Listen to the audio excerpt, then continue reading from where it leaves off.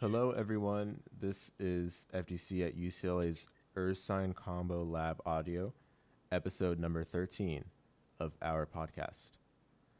This time today, we'll be talking about etiquette in the FGC as our episode topic. Today, I'm joined by three of our fellow members from the FGC UCLA Discord community. Feel free to introduce yourselves. Hello, I am Prince Waka. I am the former vice president of the SMC Esports Club and their main TO.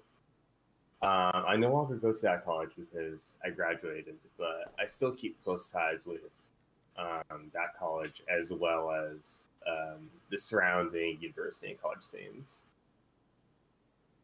I go by Rig Chase.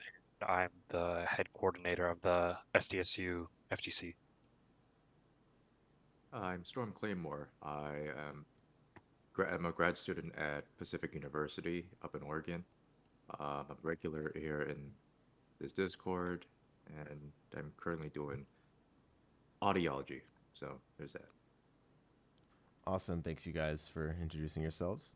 So now that you guys kind of have an idea of what we're talking about here, at a surface level, let me go over what we're going to be talking about in a little bit more detail. So just some bullet points, roughly. We're, as I mentioned already, we're going to be talking about etiquette in the FGC. But what does this entail? Because there's a lot of potential things that can be touched on here. Well, first we're going to talk about GGs. I just have in my bullet points GGs. That can mean a lot on its own. So we'll go rather in depth on that point for sure. Also on deck, we've got some online versus offline differences in etiquette, which may be present, whether you're at locals, a high level tournament, or just, your university club, as we all are at one point probably had experience with.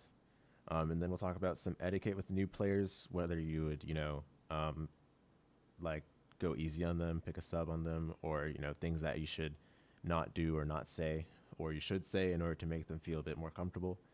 Whether that's a relevant thing or not, we can expand upon that later.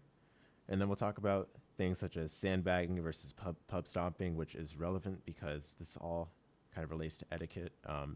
Sandbagging is seen as patronizing to some people, but it can also be seen as a nice way of handicapping yourself to, shake things up a bit, make it a bit more fun, or however people would see it.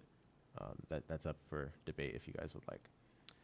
And then finally, we'll compare ourselves to kind of the other mainstream communities where etiquette may or may not be relevant or present. We know that, like, for example, in card games, which I can definitely touch on myself a bit, there is a certain level of etiquette that's kind of unwritten, but also still followed for the most part. And people, whether or not they actually care or follow it is a whole nother story that we can probably go into more detail about and make some comparisons with. And then I've got a couple of videos throughout the episode to accompany what we're discussing. My three fellow guests are able to see my screen, which currently has a paused King Blue River versus Filipino Champ exhibition video on YouTube. I'll go ahead and share this on the stream once we're ready for it, but for now I do want to just make sure that we're not distracted by it while we're talking. So I hope that sets the stage comfortably for you guys. Is there anything else you'd like me to touch on, or you'd like for us to touch on in this podcast episode that I didn't already mention?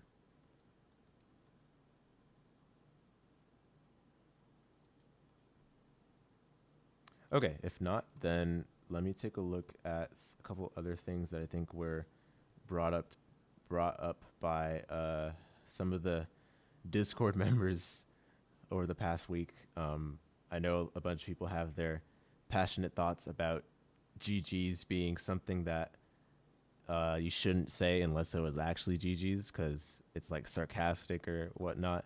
But that'll get us started at least with what we're actually going to be discussing here. So let's start with GGs. First of all, I want to hear you guys' thoughts. What does GGs really mean? Like, I know it's a simple, I know it means good games, right? But it should go beyond that, right? It can't just be simple good games. Like, how is it used? What do you guys feel? What do you guys feel the phrase GGs embodies or expresses? And how do you use it in a way that makes it something worth saying and not just, weightless words? I guess for me, I'll start. whenever I say GG's, I really do mean, good games. It's acknowledging it was a good game. It was like no, I mean, this is so rare, but didn't use any, exploits or in the case of an online tournament, cheating in any sort of way. And also respect for the other player. Like you're acknowledging that, the other person, fought well, we both fought well. And when I say GG's, it's like kind of a mutual kind of, I don't want to say agreement, but what's the proper word? Like, you're showing respect for each other and acknowledging that, we both fought, a good game. And I guess that's what I have to say. It's more that I don't see any sarcasticness to it, unless if you can hear their tone in their voice, where it's like obvious that it's like you're trying to put down the other person. Okay, yeah, that's a totally fair viewpoint on the phrase GG's. I will say, it's definitely a positive outlook on fighting games as a whole. For one to think that GG's is always sincere. I think that's what you're gonna at least like where I actually mean it when I say it, right? And Correct, it's not yeah. like vain or polite without any real meaning. But I do want to hear the rest of you guys. What do you feel GG's means to you and how you use it? I think for me, well, I think I have a much more narrow like view of like GG's. Like if it was like a close game, that's a GG's, or if I feel like I learned something, it was GG's, or if they feel like they learned something, I'd say that's GG's. That's But what I said GG's. if it's like in my opinion. double perfect destruction, kind of stuff like that, I feel like I don't know. Like if you're like not just one game, but like every game, you're just getting like absolutely destroyed. I don't know, and like you don't feel like you learned anything. Then I feel like maybe that's not GG's. That's just that's just how it is. Like it's not to say that's a bad thing. Sometimes you're just gonna have like destroyed game. You're just gonna get destroyed. That's like not a bad thing. Just because you didn't say GG doesn't mean like you're like a hater or whatever. But No, that's a fair point. I think that's a valid point, and I think I agree with you as well. As well, that could also be a good, way of viewing it.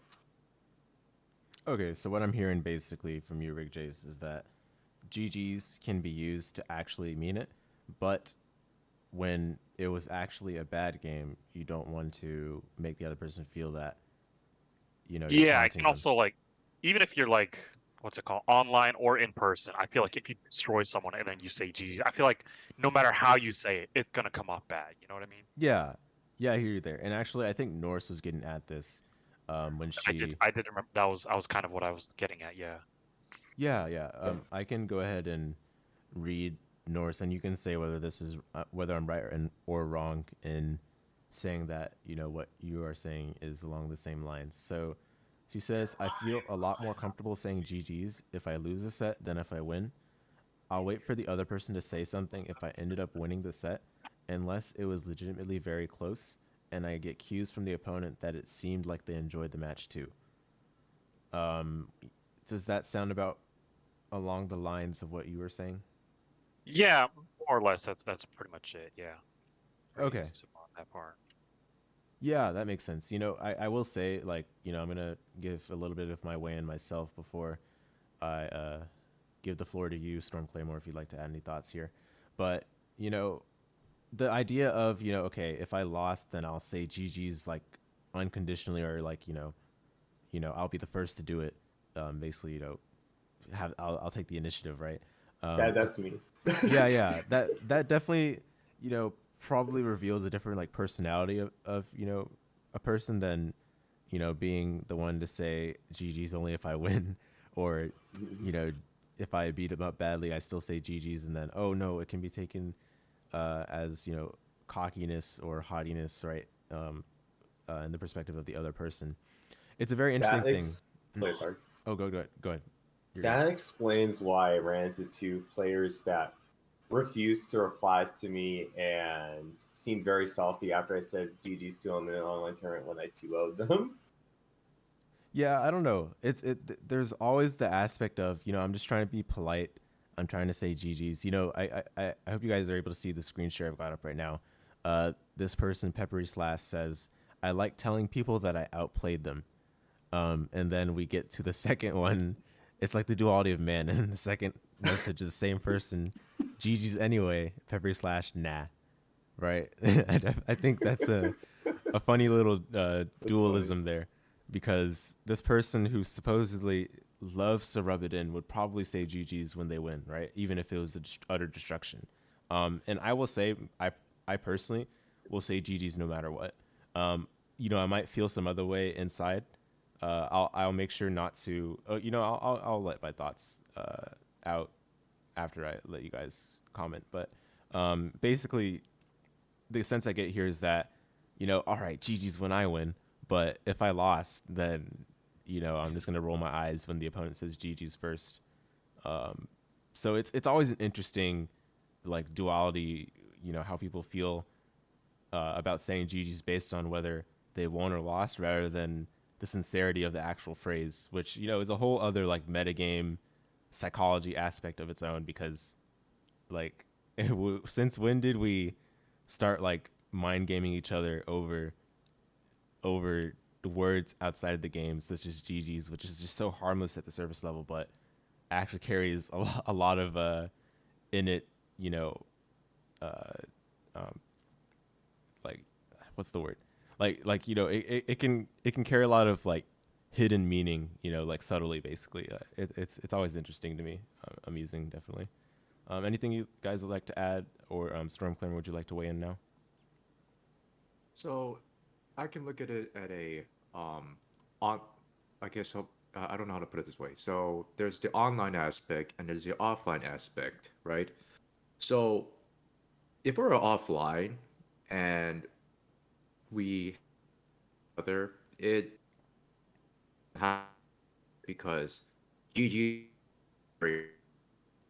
but it requires context on how you approach the word GG's, because you could either have a good time, a neutral time, or a really bad time. So online, um, you lack the specific context other than you either are winning or you're losing.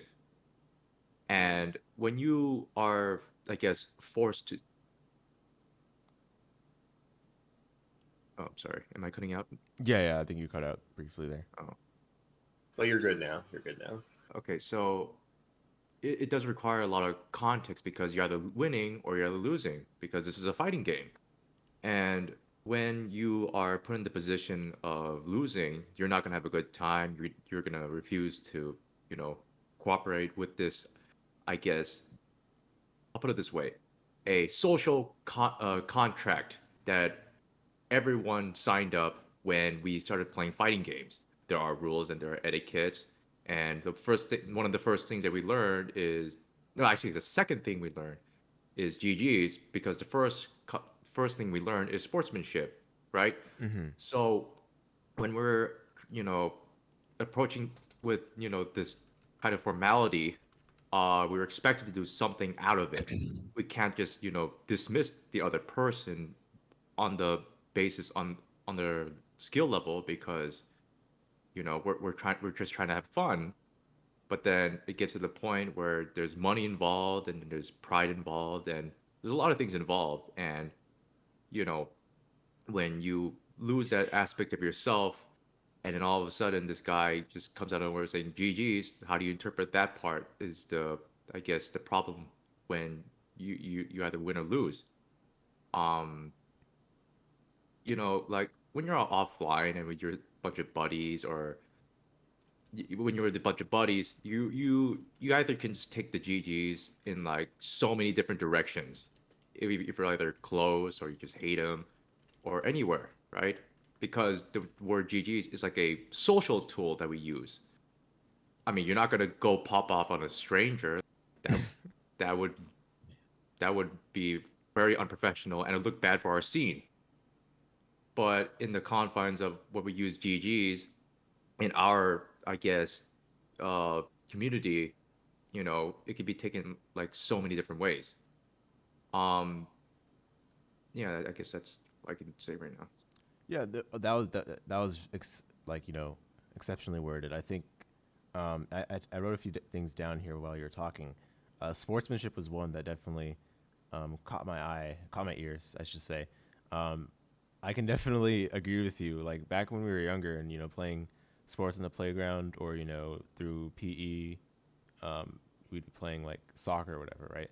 Of course, a lot of people might not be as either experienced with the sport that you play um, or they just might have played it before, but don't play it outside of that context.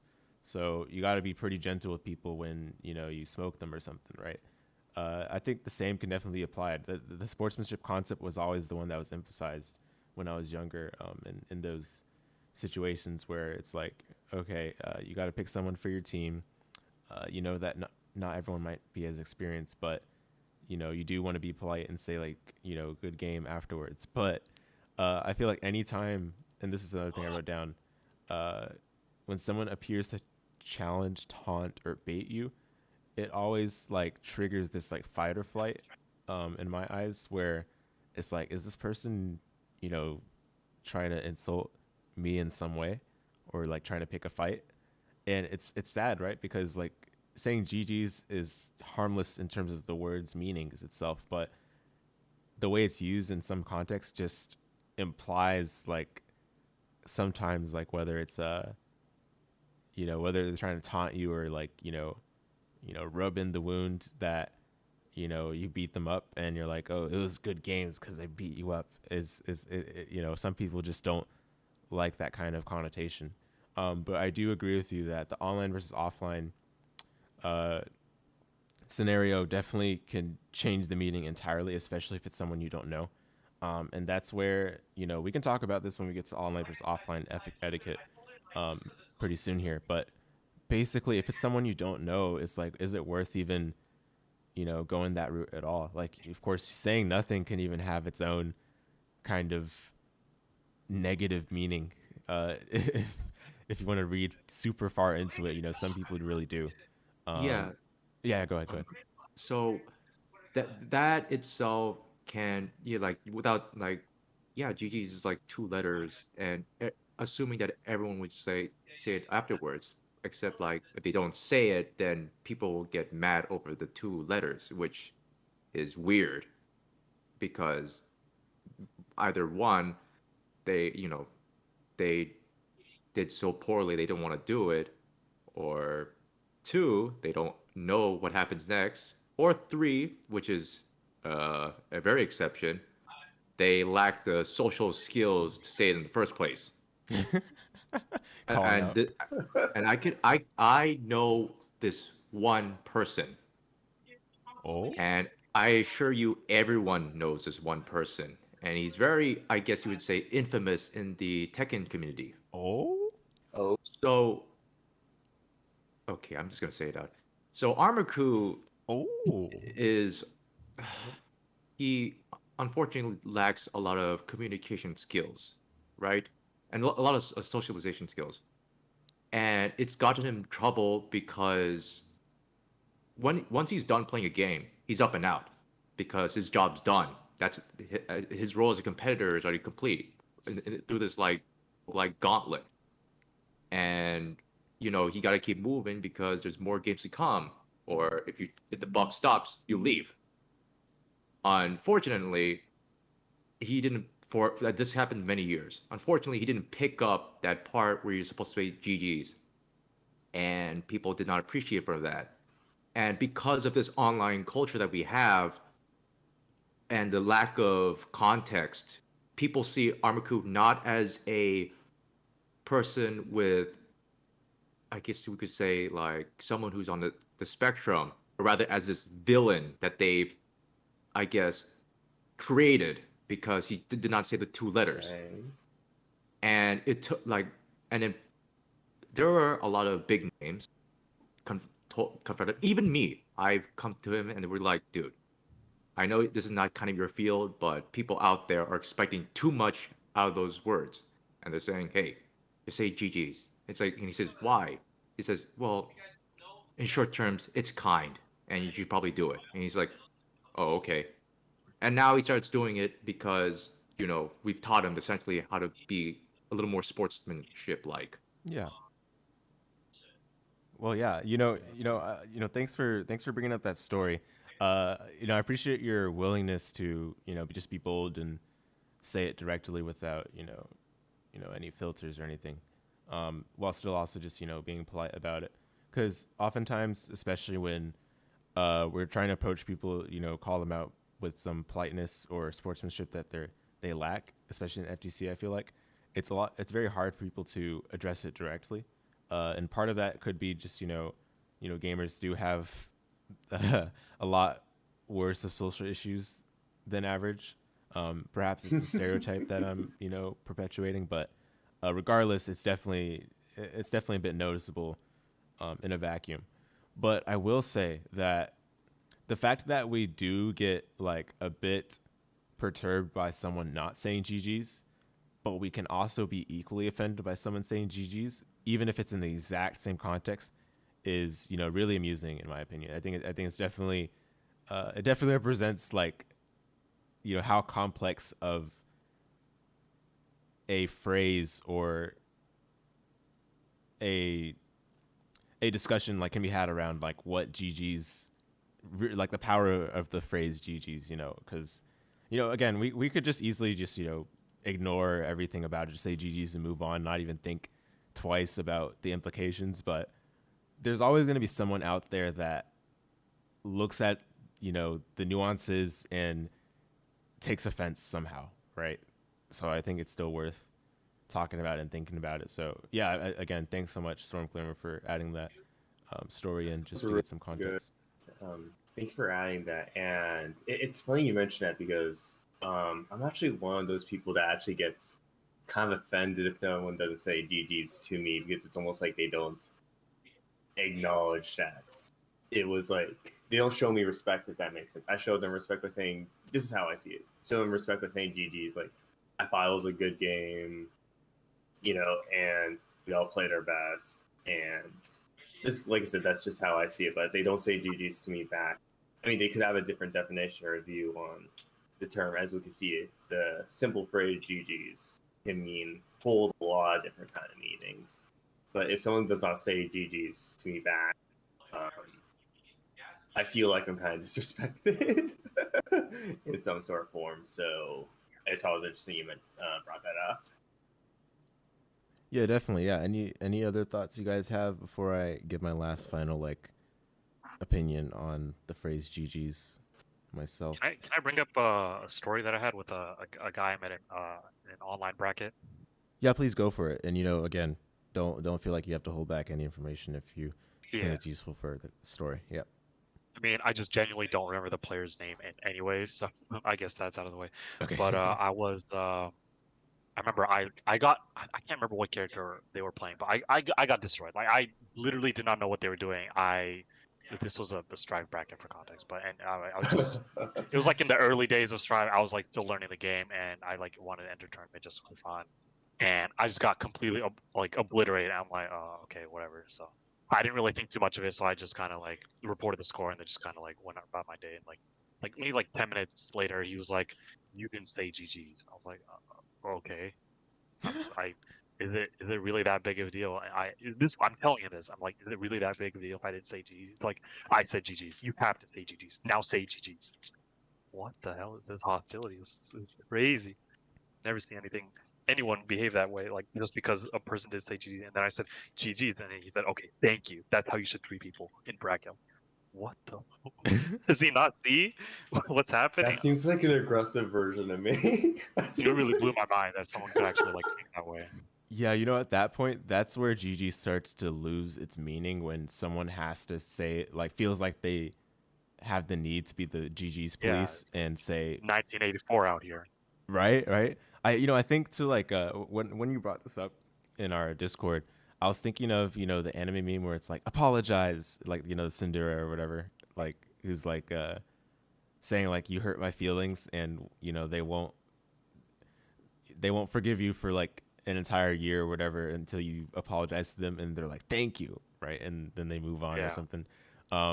Yeah, that's definitely strange. I think that's definitely not how to approach the or that's definitely not the angle one to take around the GG's etiquette and the FGC. I agree. Yeah, okay. So I do have this video before I give my thoughts here myself that was sent by Storm Claymore. I think you guys should be able to see it on stream and my guest as well. Oh, is it? Never mind. Yes, it's this video. Okay. I've never seen this, so it'll be a first for me.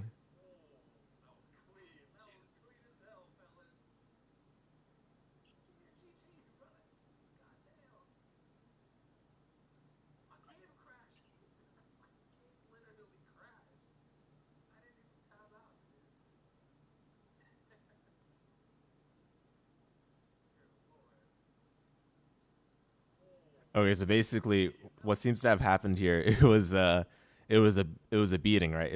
3 rounds, as you can see right here, 3 rounds, pretty sizable health bar. Looks like this Tekken King rank Kazuya got utterly bludgeoned, right, by this Paul, and they were out of there. They were out of there without any time wasted. I'm sure they knew the rage quit combo, like LTG does on PS4. So there's a lot to be said about that. They didn't even take the time to say GGs or offer the equivalent of whatever would be available in game for Tekken. But I legit had a situation like this not too long ago in a tournament, but I will explain after you're done talking. oh yeah, for sure. Yeah, and we'll have time to get these in, of course. Yeah. GGs is definitely a central talking point of this episode because this is definitely something that relates to FGC as directly as it gets. So my thoughts on GGs. Okay. I pretty much always say it. I go out of my way to say it if I'm able to get that across to my opponent, regardless of how the match went, regardless of how I felt about the match. I might feel some way inside. I might even feel mad. I'll never show it, or at least I will try not to. Of course, offline, that's a different story where they can kind of get a sensation of, the body language or the gestures, the social cues. All of that's definitely more evident offline than online. Online, all they have to go off of is my tone of voice if we're in voice chat, which rarely is the case. If we're in voice chat, in fact, I feel like that's an easier opportunity for me to just say GGs like politely without there being some, read between the lines kind of sarcasm or a slight at their, at I don't remember. Let me not go there. I basically always say GGs, right?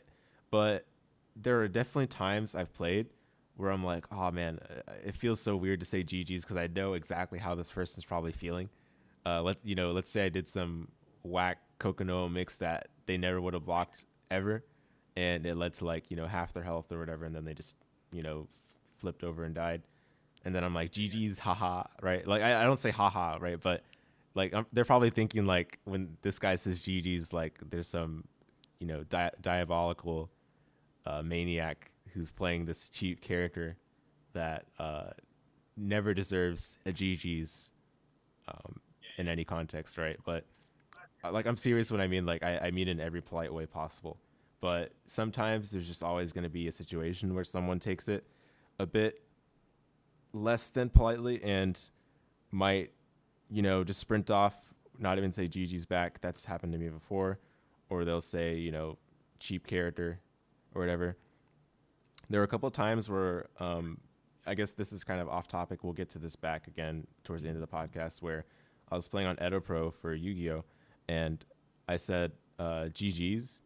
And the other person said GG's. The deck you're playing is not even fun. I don't know how people find this deck fun. And he just left. That was pretty funny. But that's we can talk more about that towards the end of the podcast. Correct. That's correct. It was fun for you. People do find it fun. No, yeah. Fun is one-sided, right? But is fun ever supposed to be mutual? Like, do I have to make you have fun? I know Norse mentioned in the game theory episode where her goal is to ensure there's mutual fun, and I believe Zenryoku also echoes the sentiment.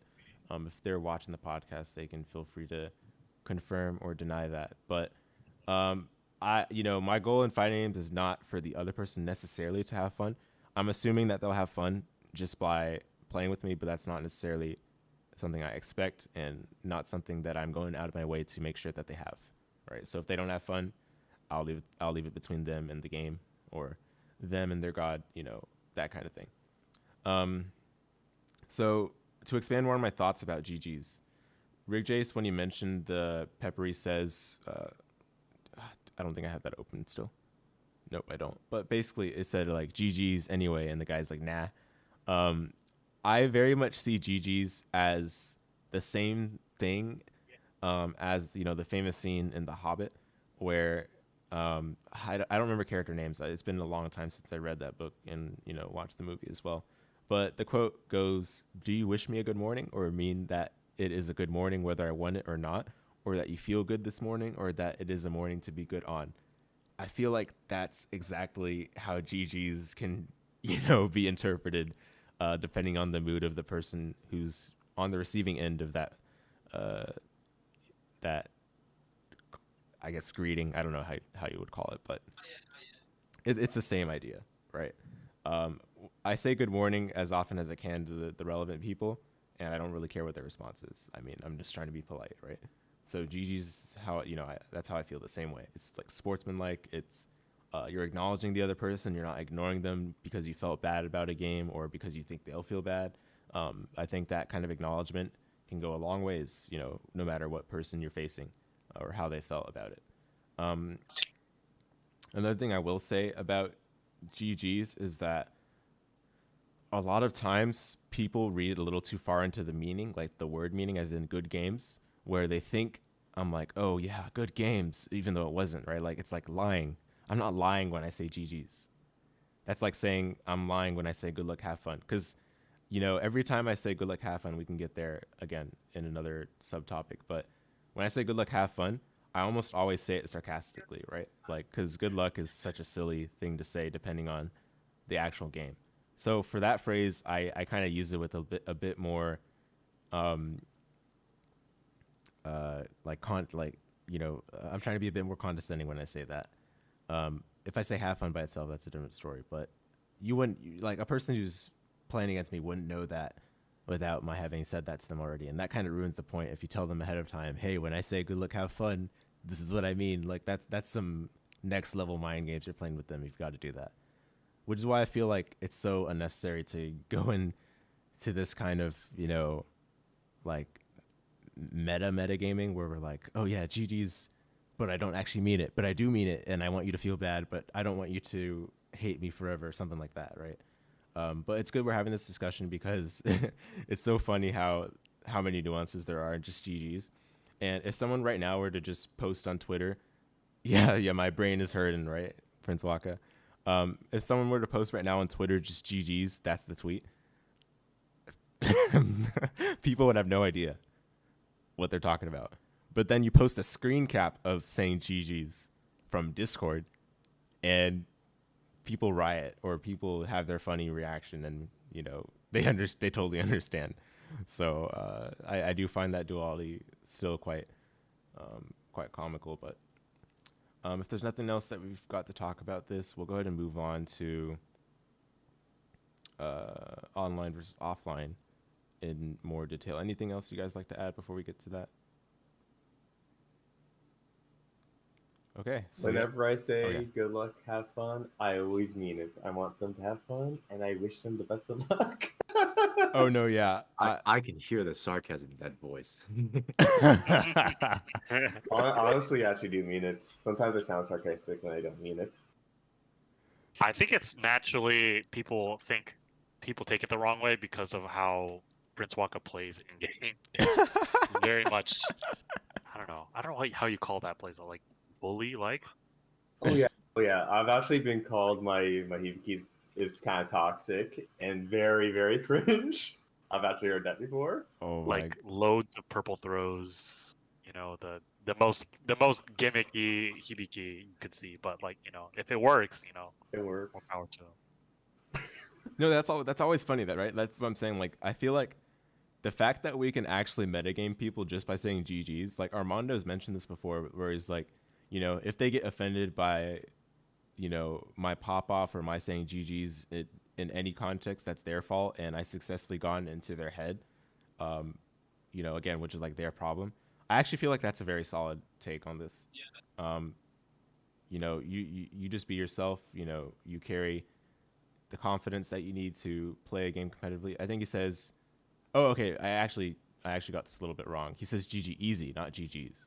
So that's probably Okay. a little bit different. Like I think That's he's different. Yeah. I think he's kind of being half like comical about that. But I know like I know him pretty well, so I know exactly like that he's kind of half joking about this, but it's still pretty funny. He says, I say GG easy almost unconditionally if the other person takes it the wrong way. Get bleeped, I'm in your head, and all I have to do was be silly and make a harmless joke. If they have anger issues, even better. I love watching people get kicked from the venue. I agree with that take.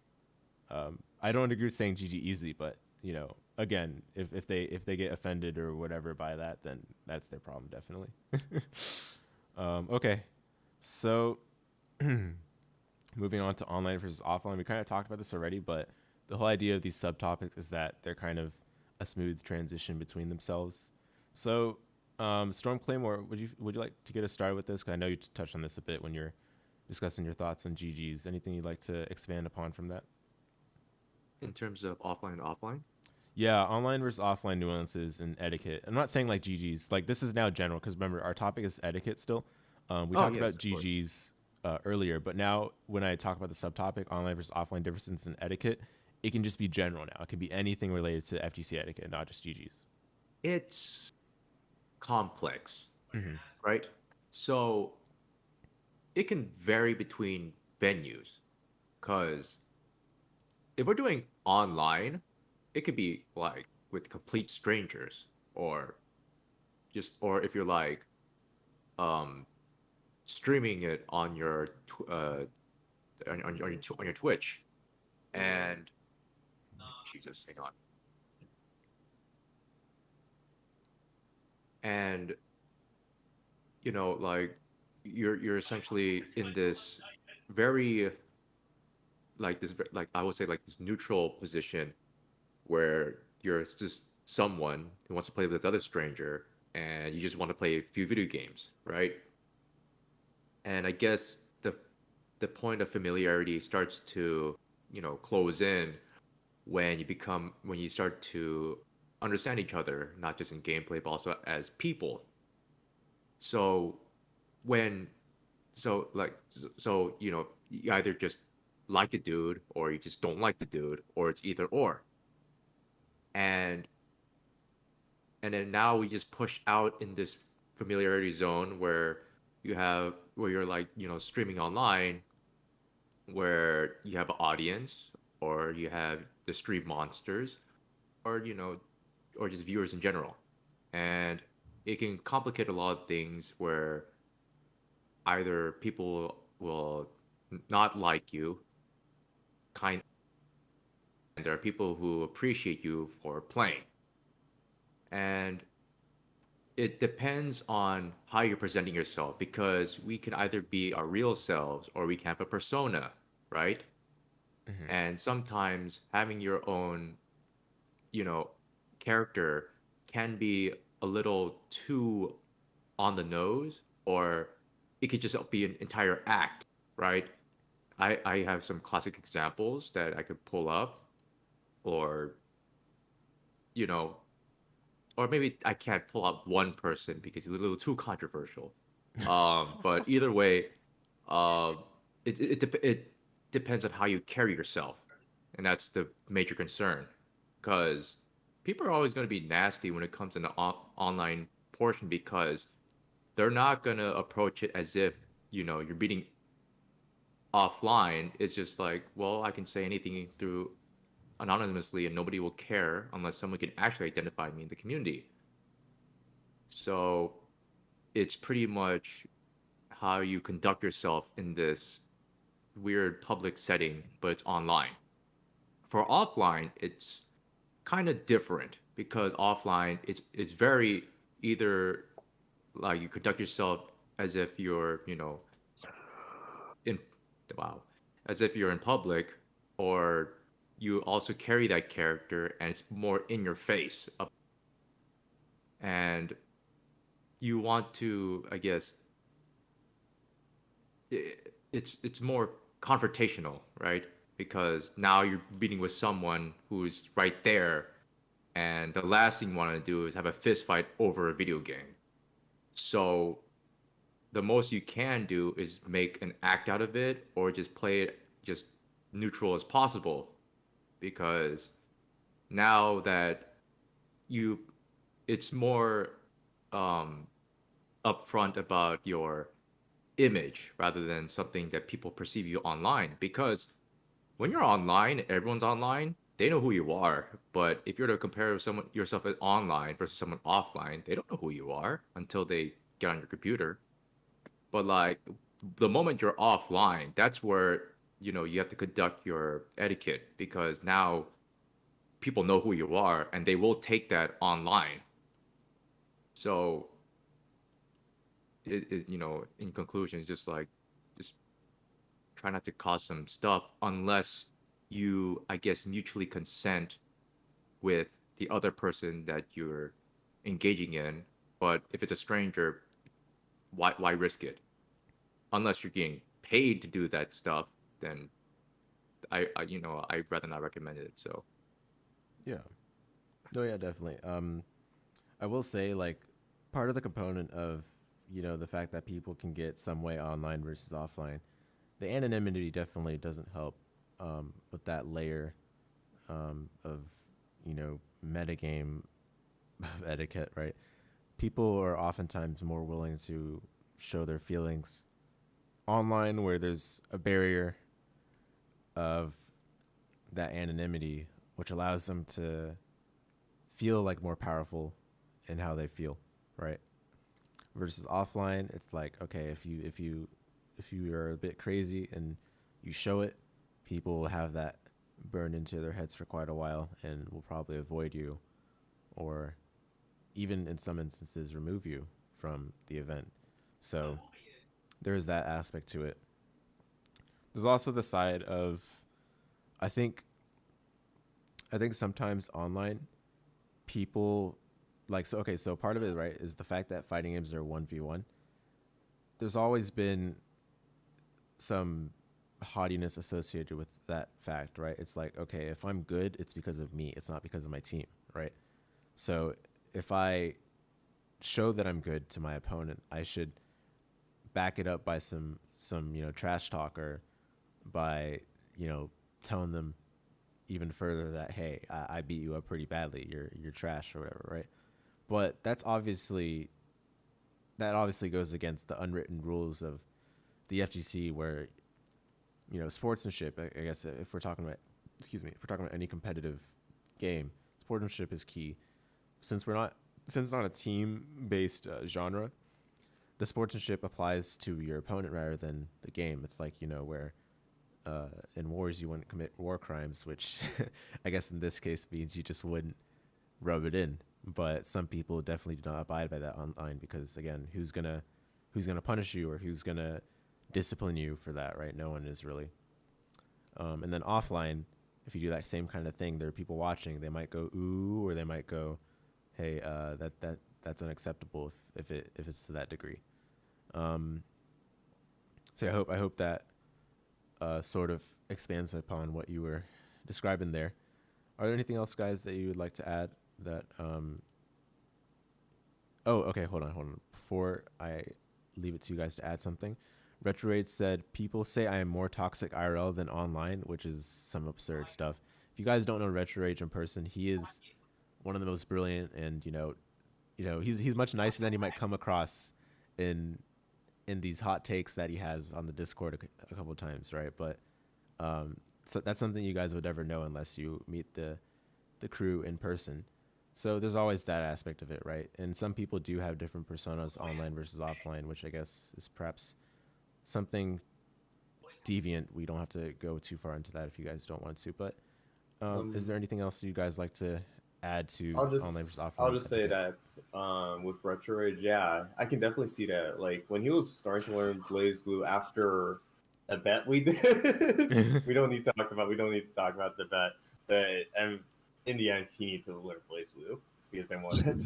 But yeah, I was talking with him, and yeah, he's actually a really, really nice guy. Like, I was talking with him, and yeah, he's actually a really nice, chill dude. And yeah, he mainly just does that really just to troll people. Yeah. Mistakes. But yeah, it's again, it reminds me of how some people do think or do feel like it's necessary to take offense to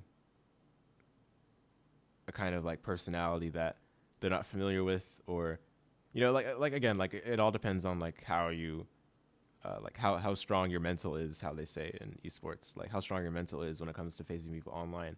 Of course, that genre is completely born out of the online scene, so I guess those people have thick skin from all the toxicity they face day in day out. Rigjace, I know that's something that hit close to home. What do you got to say? Uh, yeah, I mean, GG's is really just gonna depend on like if you. I guess I think it's a little different if you know the person or not. Like in person, I think in person definitely helps, or if you know them online, or if you like through VC, if you talk with them a while, then like I feel like if you say GG's or not, I feel like the point is still understood, like they mean well or whatnot. But if it's like some random person on the internet or like some bracket like person you never met, I feel like GG's can definitely come across a bit differently there. So. Oh, sorry. Okay, so not quite GGs we're on the topic of, but just like online versus offline etiquette in general. Like, so this could be like, Yeah. greeting someone, like you say hello, nice to meet you before you sit down and play. Actually, maybe this can help get your wheels going. I saw I saw a tweet recently where Rob TV met someone in person, and that person went on Twitter to say, "I don't hate Rob TV, but uh, when they said their name, they didn't even ask for mine." Like it was some weird shade. Like I guess like knowing that Rob TV is like relatively big personality in the FGC, and happened to not ask the name of the person he met. It's some weird stuff. Like when someone says like, "Hello, my name is Robert. What's your name?" You're expected to give your name in that instance, right? But let's say they just say, "Hello, my name is Robert." Would that same expectation be understood to say that you would respond with your name?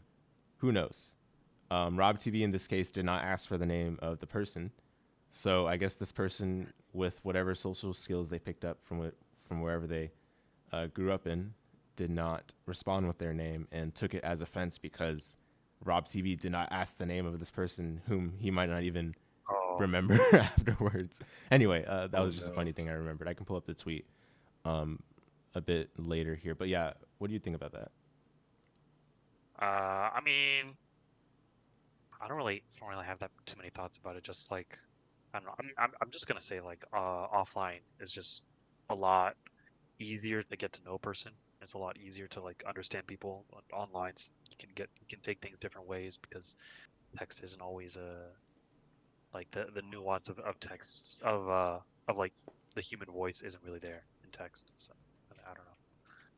You also can't like see the body language that the other person has. Like you can't pick up those social cues. All you're really doing is reading text, and that's up to the interpretation. In like let's just say the case of GG's. Yeah. Yeah. Okay, gotcha. Yeah, no, that's fair. And no worries if you don't have too many thoughts on this. I will say like having I can expand on my thoughts a little bit more here afterwards. Let me read this comment from Retro Rage in the live stream chat. The larger you get, the more you have to meta. It depends on what you mean by meta. Is it like, as I've referred to etiquette being its own metagame, where if you want the person to feel offended just to get into the head, like Armando said, then that's an advantage you can seek to exploit? Or do you mean just in terms of being like a proper person with proper conduct in the FGC, so as to not cause any trouble among the people at your scene or the people that you face online and all of that? And while you're hearing me, I know because it's a little bit delayed on YouTube, but while you're responding to that, let me go ahead and read this tweet that I pulled up, and I know you guys in the guest voice can see it, but stream, just make sure to have your video on, or not video on, but make sure if you want to see what I'm reading, have it up on YouTube. I don't hate Rob TV, but I'd be lying if I said he doesn't represent everything I hate about Gen Z. And I've met him in person too, and I doubt he remembers lol. He def didn't ask my name after offering his own. This is just some whack like beef that is so like unnecessary. It sounds like a child, honestly. But I don't want to get into like the bashing this person specifically. But I just thought this is really interesting. I mean, we could also see like 78,000 views, 8 quote tweets, 10 likes, right? But anyway, I will say like, obviously Rob TV is not Gen Z, for one, and then secondly, like if you meet an FGC celeb, I don't think anyone should really expect them to remember you after you take a picture with them or just meet them once at an event. It's just so weird. But hey, I mean, that is etiquette. And it's something that people probably don't like. People probably undervalue etiquette in the FGC just because, a lot of people just focus on the game. A lot of people just focus on pressing buttons good and, winning tournaments. But it is a very social hobby compared to other gaming genres. And it's very important to have social skills in a social hobby. And you don't want to put yourself in a clown position or in a position where, you're not going to be able to have good social points, social clout with people. In the meantime, Retrorage responded to what I said. He says, meta as in safe, tighter language, less free. I recently did the same. A person asked for my name, but I didn't ask for their name back because it's not a thing I do unless the person is a person I will continue to talk to later. I actually feel like that's pretty common just among gamers in general. There's a lot of times where I meet someone, especially like, specifically in like gaming communities. I never ask for their name. I never give them my name until after like a couple of times I see them. Maybe we play so often. I'm like, wait, I don't even know this guy's name. Right. So, because like, sometimes it gets awkward where if they know your name because of having heard it from someone else, but then you don't know theirs, then you're like, oh man, now I got to hear someone else say their name just so that it's not weird. Like, that's how I feel sometimes. What do you guys think about that? Pretty much the same as well, but for me, I'm in a bad boat because I have a few friends who don't really realize that, and they'll just blurt out my actual name just in the VCM. I don't make a scene. It's like, why'd you do that again? Oh, I totally get you there. Yeah, I mean, it definitely, we do want to keep a layer of protecting people's like gaming personas. If you want to separate your life from the gaming spheres versus whatever you do in real life, totally understand. Yeah. Just keeping it to the gamer tag kind of thing. That's definitely an interesting angle to it, because I will say, like, I definitely, like, before I was very like I was very boxed in terms of using the gamer tags online and talking with people's real names offline just to add some more intimacy in that regard. That's what the community is all about, right? But these days I've gotten a bit careless with that, and sometimes I do blurt out the real names of our fellow staff members without taking note of the fact that, hey, we're in a podcast or online or whatever. I mean, it's not a huge deal for them because they're not too perturbed by it, but it's definitely something I've been a bit more careless about these days. And for some of our staff members who have their name as their tag, it gets even worse because I'm just like Armando or Joseph, and then for other people I start saying their name too. So it's like mixed in that regard. Perhaps a bit deviant though. So it sounds like we've got enough thoughts on online versus offline. Oh else? Dang! I probably should have said it back then. I didn't get a good segue to it then. It's fine. That one clip that you showed where it's like, take a match, won all 3 rounds, and then just nope, I'm out here, close game, that sort of thing. That's yeah, this was something I got into with a person in brackets, online brackets, a couple weeks ago, and it was a Blaze Blue tournament. They're a Jubei slash Tager player. I won't say their tag. I actually do know their tag. I actually had a couple runs with them before. I noticed that whenever I said GG's, they would never say GG's back, regardless if they won or lost. I actually happened to 2-0 them that day, and I beat them really badly. Yeah, they just straight up, before the match could even conclude, like final hit, I could tell they just closed down their game. And yeah, they were particularly salty that day.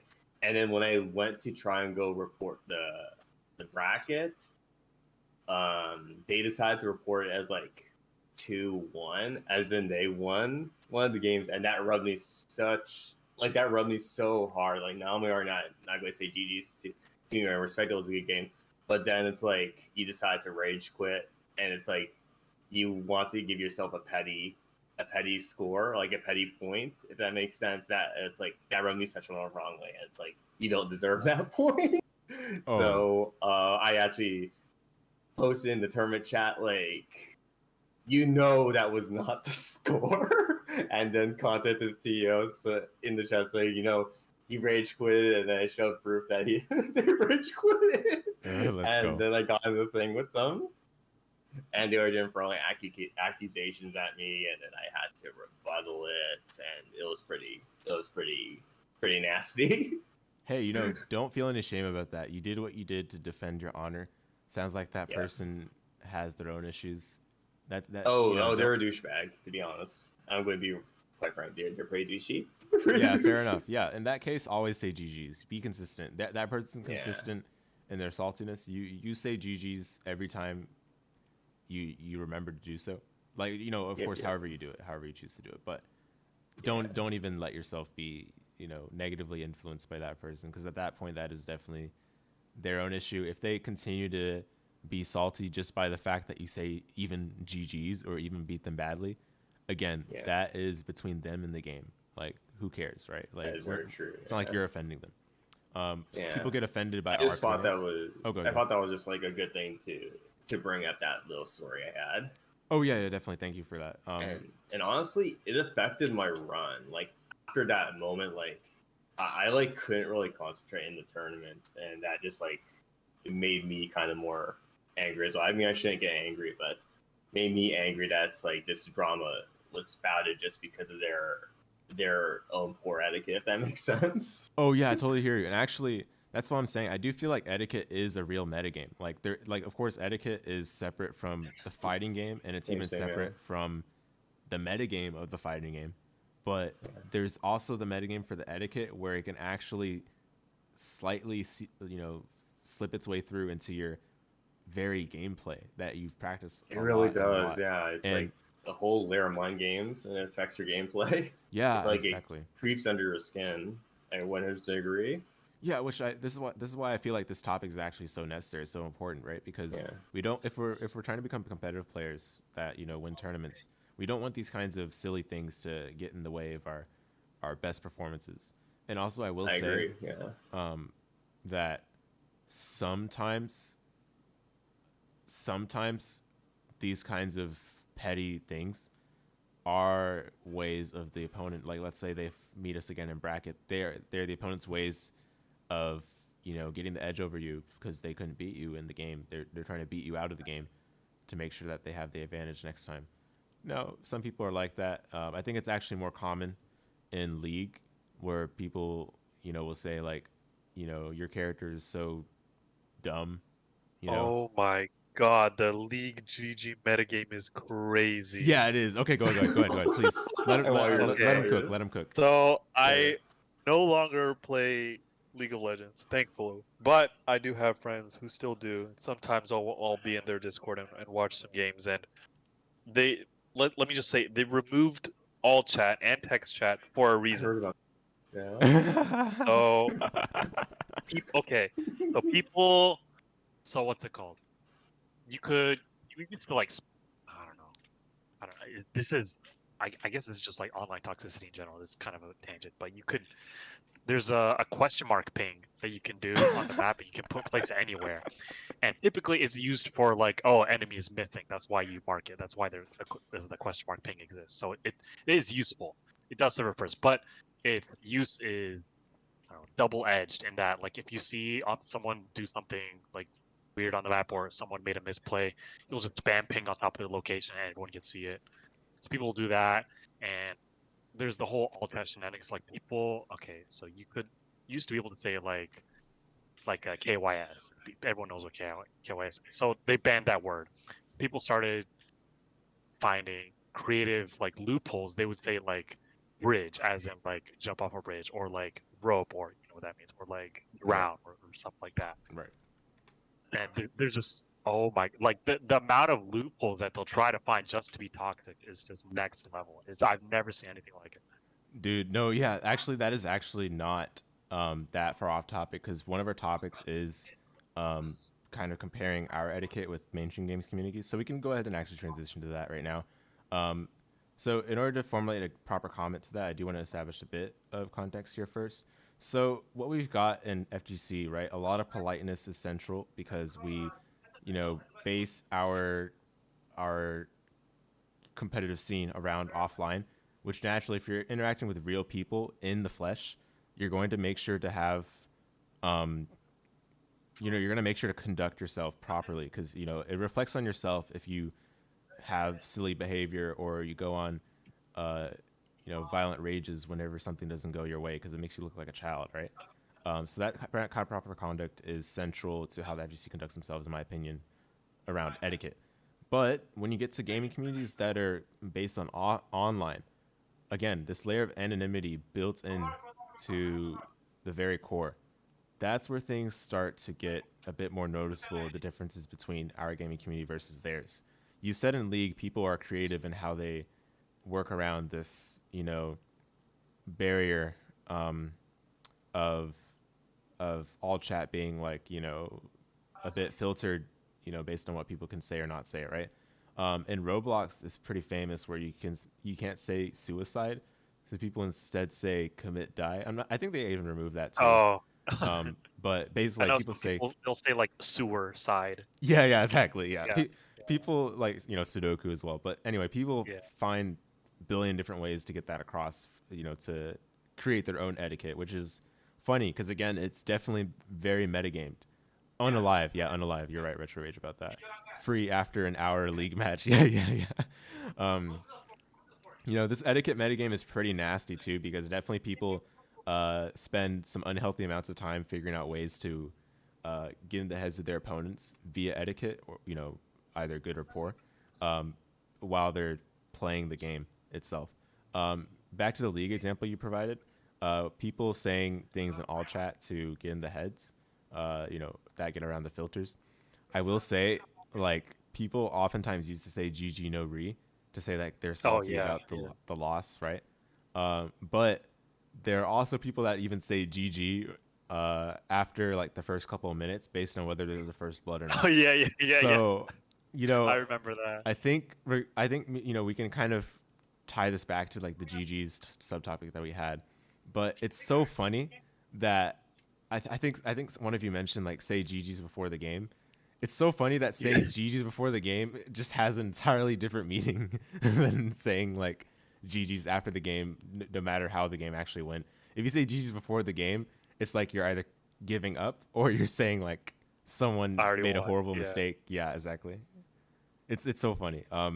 You guys' thoughts on this? Whether this whether this rift between gaming communities is actually evident in our etiquette, or whether it's just based on how people metagame the etiquette, or is it all just based on the background of each respective genre? I think it also has to do with you did kind of mention this, but because League players are like, well, League of Legends is like a 10-person game per match, and Right. I don't know how to say this, but basically every person is kind of disposable, like or at least they're seen that way. Like, oh, you get into a match, there's like 9 whole people you meet, and you'll probably never see them again. So just like the sheer number of like people that you come in contact with a match that you're kind of expected to like just not care about.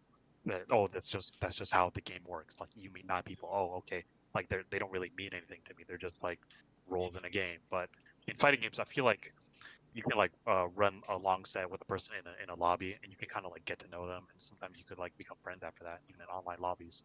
I do think like that's a thing that we have that multiplayer or more massively multiplayer multiplayer games kind of lack that like personality that you can have with another person.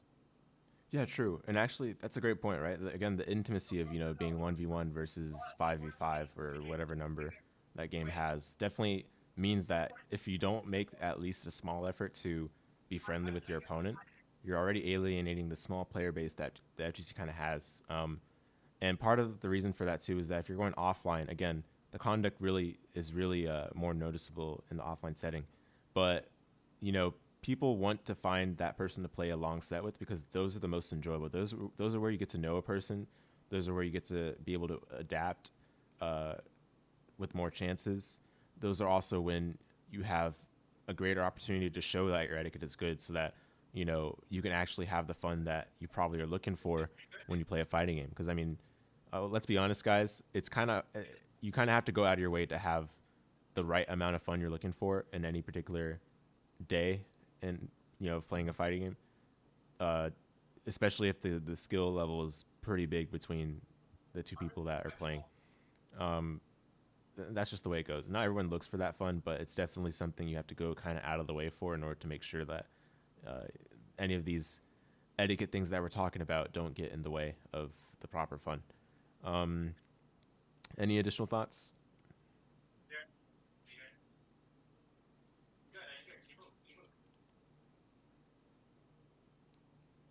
Okay, fair enough. So I think we can move on from the comparison to mainstream communities then. Let's talk about some things about etiquette related to new players. So this is what we've established in my bullet points as sandbagging versus pub stomping. Before I throw the floor to you guys, what is pub stomping? Some of the people that are watching might not be familiar with this, so I'm going to go ahead and give a brief definition of that. So first of all, pub just means, in the context of esports games, a public matchmaking game. So basically, you just go in the queue. It could be solo queue, it could be with a friend, but basically just go in a public match and you look for a game. The equivalent in FGC would be like you go to a room that is open to anyone to join, and you just play, right? Pub stomping would be basically if there's any, noob, I'm using air quotes with that, but if there's any noob that you face or that you can point out, you, as much as possible, pwn them or, wreck them, not to make them feel bad, but just to feel good about yourself, about how much better you are. Like it's kind of like an ego inflation thing, where you're like, yeah, I'm feeling good. I'm better than someone in the world, right? And then you perhaps turn that into like, this combo movie or frag movie or whatever. Frag movie would just be the FPS term, basically, where people like go for these stupid bunny hop no scope things and then use it to put in like their highlight video. And some people post that on Reddit as well, and people get annoyed because it's like so unproductive. And the fact that some FPS communities find that unproductive is actually just so ironic to me, because I feel like that's the community that actually does that the most often. I think a couple of you can confirm this, but the COD community in particular is so they just love pub stomping for some reason, for whatever reason. It's just in the blood of the player base, I guess. But then there's the idea of sandbagging, which is definitely not something you would associate with the FPS community, but more so the fighting community. A lot of people feel the need to sandbag if the skill gap is too big, just so that there is some more semblance of fun being had, or just to make sure that the person that's like a little bit worse is not feeling like quitting the game because they're getting like bodied. Because let's be honest, guys, getting bodied doesn't feel good.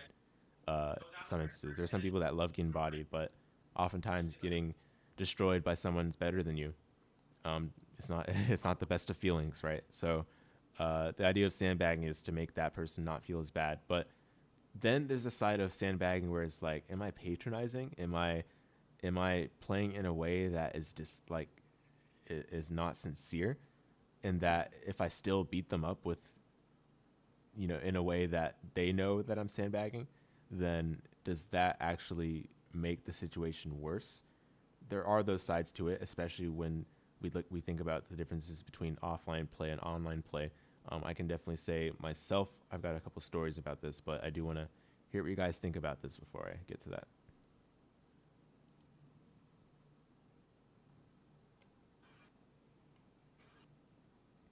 I guess I'll go first. Um, if it's okay, right? If anyone wants to go. Yeah, yeah. Oh, good. Go for it. Good. Okay. I didn't want to go first, and I thought I might as well go first. I'm actually glad you spoke up. I even wanted to go second or third. Okay, you can go first. I can put No, the no, notes you for can go first. All right, all right. So when we're talking about like sandbagging and pub stomping, um, I guess I guess you can see it in like I guess a couple perspectives because in terms of like pub stomping, where you you're this someone who's probably put like at least an hour or two in a good amount of hours in the game versus someone who's just started, and yeah, it is a form of ego inflation where you know go into a lobby and then just beat the absolute stuffing out of someone, and it feels good because you're essentially getting your money's worth where you put this amount of time, you get this amount of skill, and you try to implement it in practice, and then you're being rewarded for it versus someone who just started and has no idea what they're doing, right?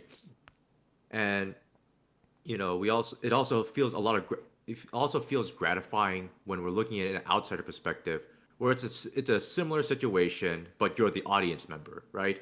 And you're looking at someone just like again pub stomping someone, and you're like you either say like yo this guy who's losing is garbage, or you're looking at this like I guess a lot of people who are in the I guess community, they've been there. They know what it's like to, you know, feel some form of humiliation in terms of like losing to someone better, or they're just either, pointing and laughing at someone whose skill is not that, very up to par between someone with that caliber of skill.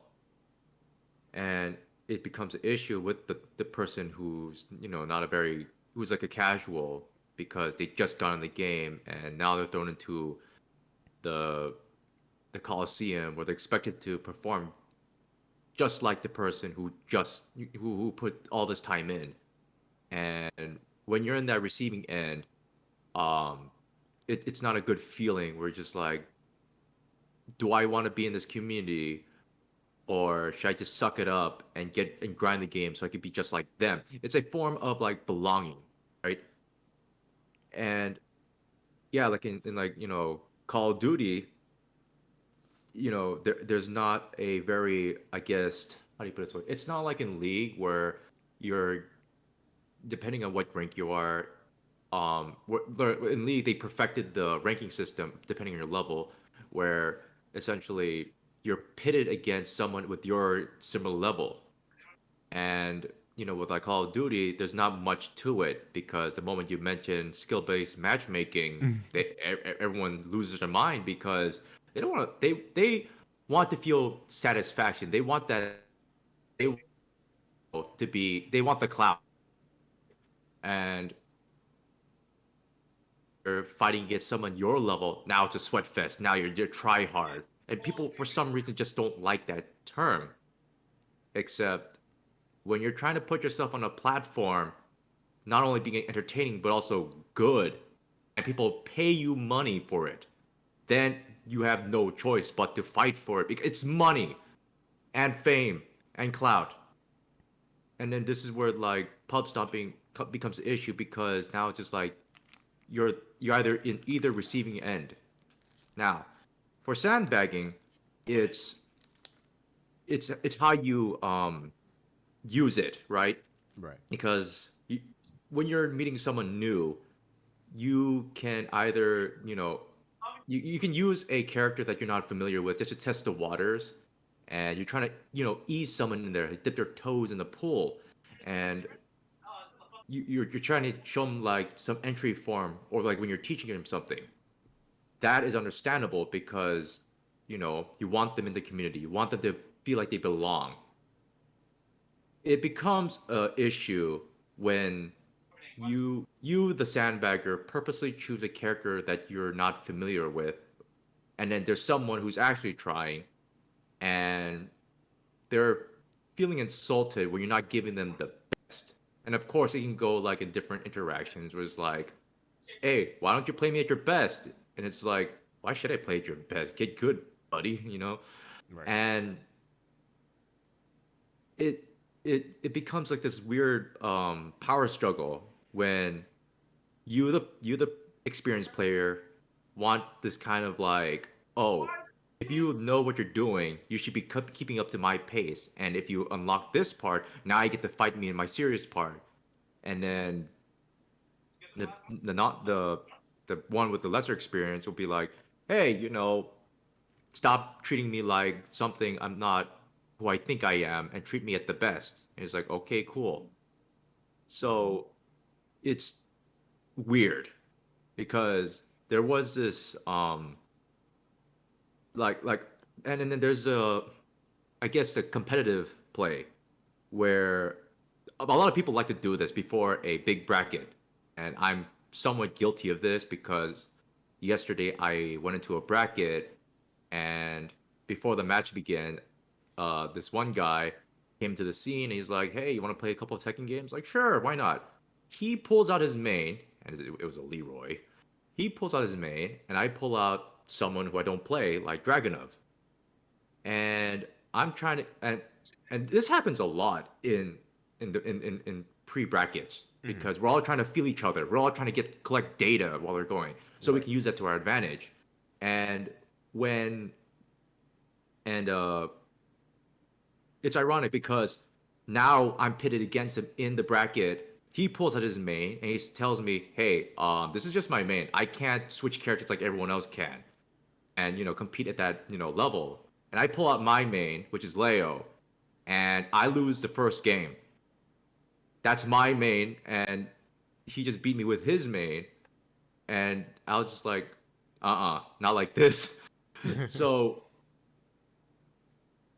how, so Eris from Avoiding the Puddle sees this form of sandbagging as incompetent because you're putting yourself in this position where you're like, oh, I'm a different person. I'm a different with this different character.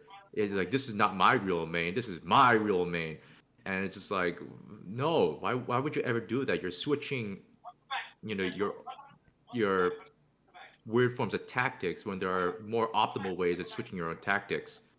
Like, he puts an example where, let's say, like in game one, you don't even grab, you don't break grabs when someone's doing a 1+2 grab, and you're purposely button mashing right in front of them, and you're showing this weird sign, but then all of a sudden you start to amp up the difficulty where now you're breaking the grabs, and now the other person has to revise their strategy. It's like, okay, this person actually knows how to grab. What do I do now? So it depends how you use, I guess, the approach of sandbagging, because you're either trying your best or you're actually just undermining the player or using it as a tool to, I guess, collect data. So that's my analysis. Yeah, wow. That was very in depth. That was really good. Cool. Yeah, there's a lot of things to unravel there. I think if any of you are willing to expand upon that or give your own thoughts first, I'll let you go. Feel free. I'll let people expand. I actually can't expand on that. That was really good. I Okay. mean, Okay. I'll just like, okay, I'll just like comment on like how I like view sandbagging or like how I approach it. Like if I know someone is like new to the game, I'll try and like, I'm not gonna like not try. I'll definitely like I'll do my best, like, but like I'll make sure to do it on like a secondary character or like a character I don't play, whatever. I guess some people might see that as like bad manners, like, oh, you're not fighting what, fighting with like your best version of yourself. But I mean, who cares if it's just like casuals, I don't want to, if I know like they're sensitive to like losing, and if I don't want to beat them too bad, then I'll like play secondary, and if it's like close, then all the more power to them. But I'll link, and then that way at least you can say, because if you like sandbag on a main and then they somehow like they actually beat you, then they'll hold that over for you for like the end of time, like, oh, I beat you that one time, if they're that type of person. But if you make that distinction between secondary and like main characters, they'll beat you on your secondary, then you can always like do the OS, like, oh, that was my secondary, that wasn't my main character. So you get a little of that evident too. Yeah, it's definitely worth getting a read, especially if you know the person already. It's definitely worth getting a read or understanding on how they would receive those sorts of things. In terms of my experience, I can give on my thoughts on pub stomping versus sandbagging, or however you want to call it. I personally think that pub stomping, especially if it's like, okay, depending on the game, right? If it's like you're smurfing in League, like, you got some problems, right? Like, I think if you're just trying to like make a new account and body new players, like, you're kind of weird. But it's probably not an issue with it directly. But in fighting games, there aren't usually a lot of players anyway, so it's kind of hard to avoid putting yourself in a situation where you would beat people up really badly. And in fact, if it's against randoms, there's not really any reason to sandbag, especially if you don't want to just insult them, because it's very, like, I feel like it's very easy to tell when someone's sandbagging.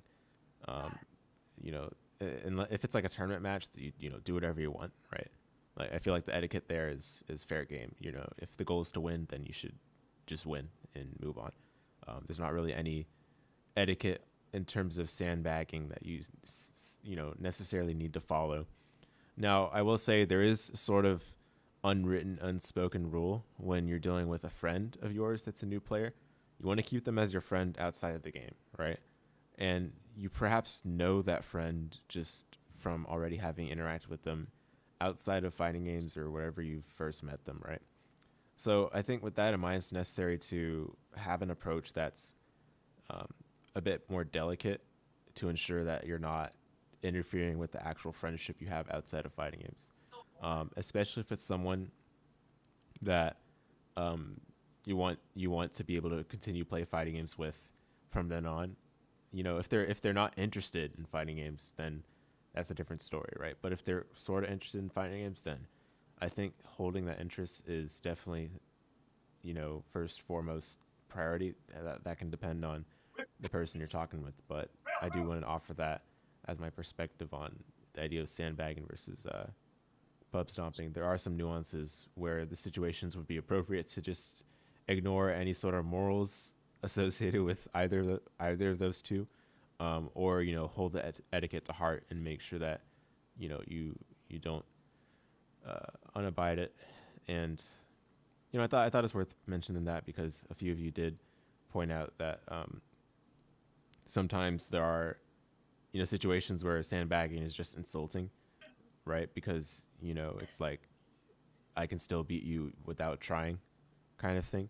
And if we think to anime, there's plenty of shonen anime where characters legit just sandbag for as much time as possible, perhaps to lengthen the fight or just to say, I can beat you with using the least amount of effort. That's kind of a side note, but I thought that was funny to bring up because anime characters definitely sandbag quite a bit in shonen. I will admit. Yeah. Oh, okay. Yeah, go ahead. Okay. I may have done some things you might have mentioned. Like I was playing Street Fighter 5. And this was like back when I was just taking it casually. I wasn't really like super deep into fighting games, but yeah. I knew enough about the game to like at least like know special special motions and like super inputs, and like kind of like I know the basics of like what to do. Yeah. And it's like my friend that I've known for like almost like over a decade at this point, and I was like trying to like teach him like Street Fighter 5. He was kind of into it, the netcode was whatever, but like it was fine. We were just playing, and I think he was picking Ryu or Ibuki, and I picked Zangief just to fuck around because I know most of the characters like special moves, but where I was just picking Zangief just because like a funny neat character, and I just spent the entire game like lariat, running bear grab, and like I would just like hit them with a random command grab super, and I think that was enough to put him off the game. Honestly. I was having a blast, but he probably might not have been. So I think since then he doesn't want to really get into hitting game. No. Yeah, yeah, Rick Jace. Here's the thing, right? It's so hard, right? Because you have to read their like motions, which is, can oftentimes be a distraction from playing the game. But since fighting games are a way of communicating, it can definitely still be taken however they would take it. Now, obviously, you could just play without disregard to how they would feel, right? But since we're talking about etiquette here, I definitely think we're always willing to consider the implications of sandbagging or powering through your opponent. I do want to point out this too because this is related. Zenryoku mentioned the subtopic of giving, receiving unsolicited advice might be interesting to include, and I agree with that. Giving advice is such a hot, like it's such a risk. There's always a chance that it's like, bruh, I just want to play, right? Or that the person to whom you give advice uses it and says, "Oh, that doesn't help at all." I'm better than you, sort of thing. I don't know. Yeah. They're like, "Oh, yeah, that doesn't help at all because you switched it up." I have a couple stories about this. So, and most of these are kind of with friends I'd already known prior to my playing with them, so it wasn't a huge deal. But for some others, I had met them through either the Fighting Game Club or Smash Club, and that was not as good on those fronts. So there were a couple of times I was playing Uni where I would say like they would say like how do I know when to challenge you on your pressure? And it's like, okay, you can just shield, right? And then they would shield and I would grab the shield. And then they'd be like, well, you told me to shield. You told me to shield. Why didn't it work there? You switched up to grab right when I shielded. And I was like, yeah, you got to know that there's always a countermeasure. And that was so taken the wrong way. It made it seem like I was deceptive in saying the countermeasure. So after a certain point, I've just stopped giving advice unless the person asks for it. Like it, to me, it's definitely their job to ask for advice if they want it. But also, I'm in the mindset of I just play, just to have a chill time or whatever. I'm not really super in the competitive mindset anymore. So I'm not, in the position to give unsolicited advice. I will say, though, sometimes there are moments where the fun cannot be had without just giving them a bit of knowledge on how things are working. For example, in BlazBlue, Kokonoha is a character where if you don't know what she does, then you get steamrolled. And if you do know what she does, you still get steamrolled if the situation comes, right? Yeah. So in those cases, I'm like, okay, I'm not going to say anything, right? But then I do tell them, like, okay, that mix-up, don't beat yourself up over it. It's 4 ways. Yeah. You just guess a direction, right? And they're like, okay, haha, right?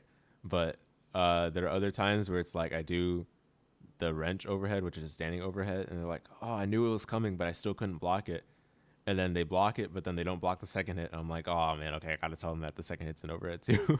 Because, otherwise, like, for me, it's like, I don't want them to lose the fun just because of some obscure knowledge that they like all these knowledge checks here and there. Yeah. I mean, most of the time I don't play, like, it's funny because my playstyle, I don't really use knowledge checks that often, but Kokonoha is knowledge check incarnate, so there's no escaping that if you want to have a chance in that matchup. And even if you have the knowledge, you're just a bunch of 50-50s anyway. So, but it's still like the idea of giving your opponent the countermeasures. It can still be seen as haughty. If you think back to anime example, oftentimes in shonen anime, the main characters are explaining their abilities that have never been used before because like, okay, the audience needs to know what's going on, right? Which honestly, the audience doesn't need to know what's going on. Like, who cares? That's actually They such just a want lame to see excuse. some cool action. Exactly. It's true. It's true. But Bleach is so guilty of this throughout most of the series. The characters explain their abilities to the opponent, and then the opponent ends up using the countermeasure to that ability.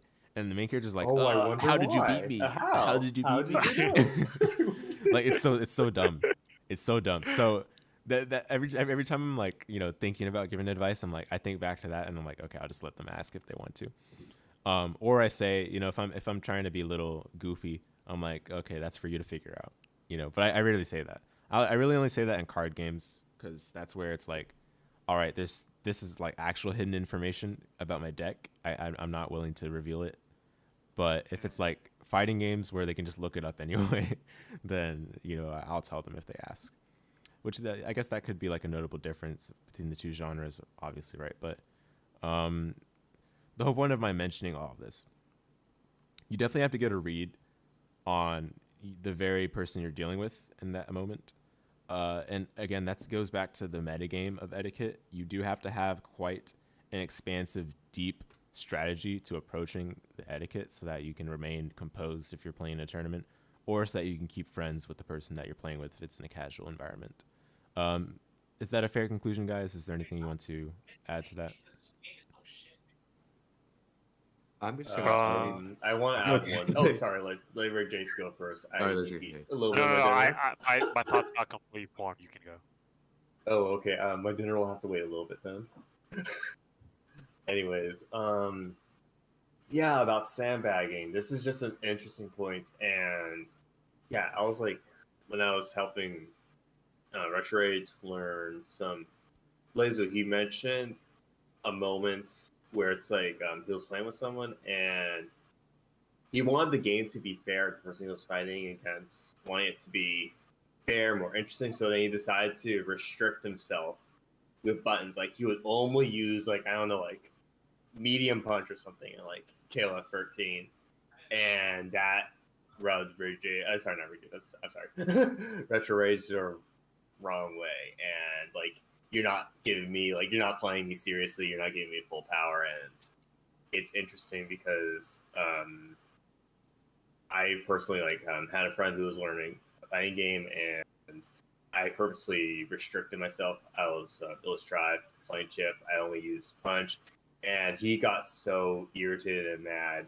Well, I didn't mean it that way. I guess you could think that's kind of a sandbagging because you're lowering your skill level to, you're restraining yourself to, have it more of an even playing field.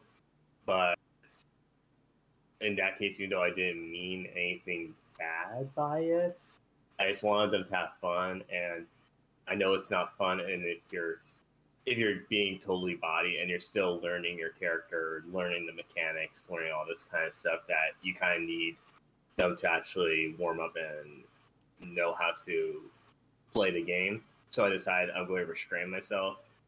And by doing that, even though I didn't mean any sort of ill will, they were really, really upset by that. And that's just another angle you could look at too. You kind of got to get the feel and understand how the other person kind of wants to be treated. Like you may think it's a good idea and maybe helpful. It's like, okay, I'm going to restrain myself so that they can maybe have a good time, but it ends up backfiring. And it's like, oh, you're not taking me seriously. So I just wanted to throw that out there. Yeah, thanks for that. Anything else? I don't know. I don't know where this fits, but I think I brought this up before, but I know a person who kind of he doesn't really want to improve. So like no matter how many like tips you give him or how much like advice like you give him, he's either gonna like pretend to listen or just like ignore it. I guess they're the same thing here, but yeah, it really stops like being like it's really not fun anymore to like play that person since you can just do the same knowledge check over and over again. You can tell him, and like I'll be telling him as I'm doing like, oh, you should like block high here, and he'll just like not do that. He's like, no, I don't want to learn about the game. I'm, what? Or like he'll do like some like really terrible damage combo, or he'll do like a special move as a punish, and then he'll just and even if I'll like I know how to punish it, like he'll do freeze ray, and I'll like FD freeze ray, and I'll do 2D as Jin, which is like a guaranteed punish. It's really good, and he'll just keep doing it. Like no matter how many times I punish him for it, he'll just keep doing it. So at that point, I really just don't know what to do when like playing people like that. Do I just like either like just stop playing them, or I go on a secondary and like just kind of mess around, I guess. But I don't know. Like those type of people are like they're the hardest to deal with, I think, for me. Yeah, I agree, but I do think that's the right mindset to have when dealing with it. I think you did handle that the way it would be appropriate to handle. I will say, as we get towards the end of the episode, which we in like maybe 30 minutes or so at most, I do want to kind of think about some conclusions that we can come to in terms of etiquette and just see, because when we get to the wrap up of this episode, we should have some closure on what the proper FGC etiquette would be represented by in terms of the actions, the social cues that you'd have offline, how you conduct yourself amongst people you've never met, but you're playing against in a fighting game, and then how things we should avoid to make sure that we uphold the the good example that the FGC seeks to be among all of these nasty communities, nasty toxic communities. So I've got this video from Storm Claymore posted in voice text. I think it's of Punk. I've never seen this, so we're going to see this for the first time. World premiere.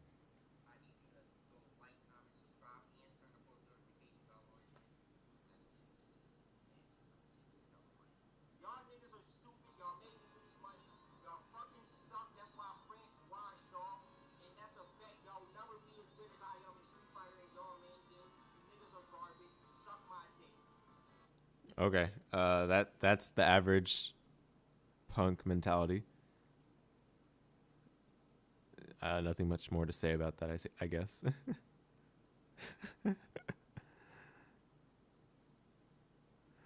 Yeah. Well, that's certainly an example of how not to act in terms of etiquette. But to put a positive spin on this, I do want to. I do want to. Well, okay, maybe this is not as positive.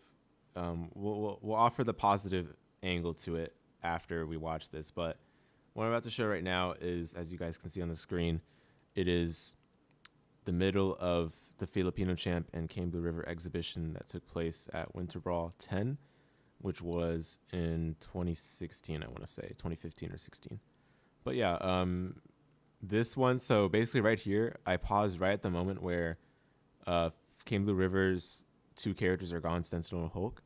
Hagar's about to come in with a couple of health, or sorry, with half health.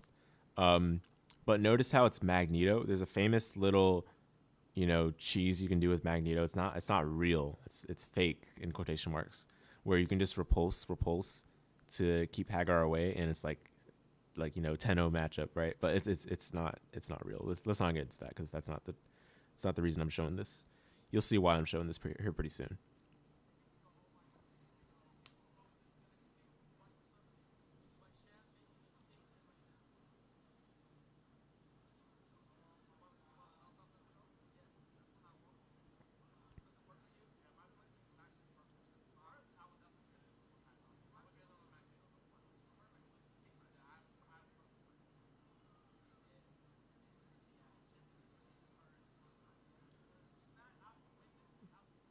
All right, take note of how Champ reacts.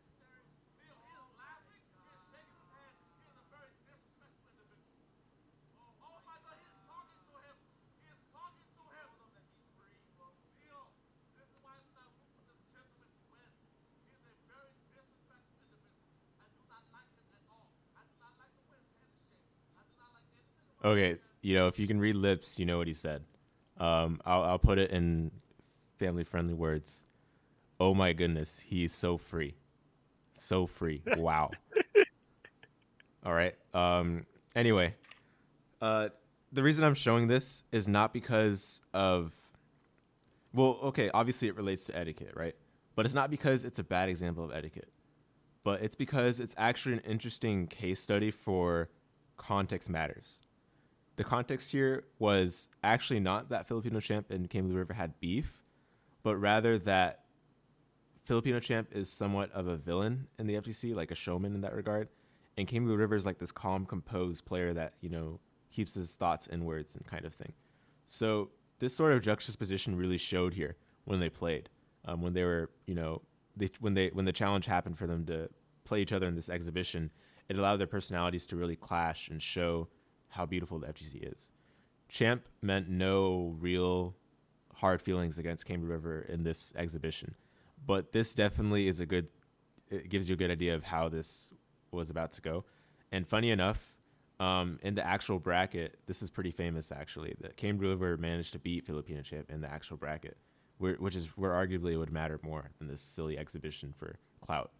So all of this, trash talk and, the etiquette metagaming that Filipino champ attempted to throw off Came Blue River with, probably backfired because it, perhaps swelled up some anger within Came Blue River and caused him to channel his true power of his team big men. And of course, just a couple things to note about the Hagar stuff. Hagar's fine in that matchup. Filipino champ was definitely playing with the maximum disrespect, which, he has every right to do so. Like, again, when we're talking about etiquette with regards to how you actually play, who cares, right? Especially in this context, like it's for good fun, and these two are actual competitive players too. They can just play however they want if they want to win. But in terms of the way he talked after the match, based on how the match went, it definitely shows that etiquette has different manifestations depending on whether you're in a more friendly environment or whether you're trying to create some. Or I shouldn't say create, we got to use some 2022, 2023 words. Where you're trying to cook up some, clout or, controversy or whatever that allows for the views to tick up to 1,000, as they would say, let them cook, right? So, all right, that's that. Now that we've touched on just about everything I planned on us touching on in this podcast, I'd like to take this moment to just open up the conversation to anything you guys thought that we missed or should expand upon more on the topic of FGC etiquette. And again, as I've talked about on previous podcast episodes, again, my hosting style is very freeform. I want anyone to just be willing to express their thoughts freely. I don't want it to be like, okay, go in this order, right? So just again, whoever wants to talk about anything that we might have missed, feel free to take the floor now.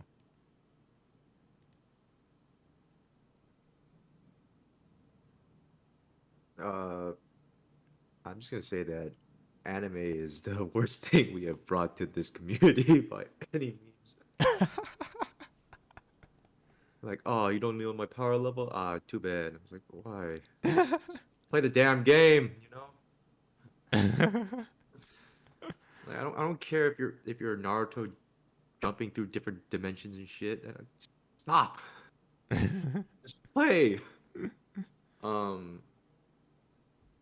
But at the end of the day, when you look at these videos about the like popular personalities like F Champ or whoever, they're all getting paid at the end of the day. It's all an act, and all of this is mutually consented, Right. unless they've been exposed to actually be their personality, right? Mm. They're like how do you put it this way?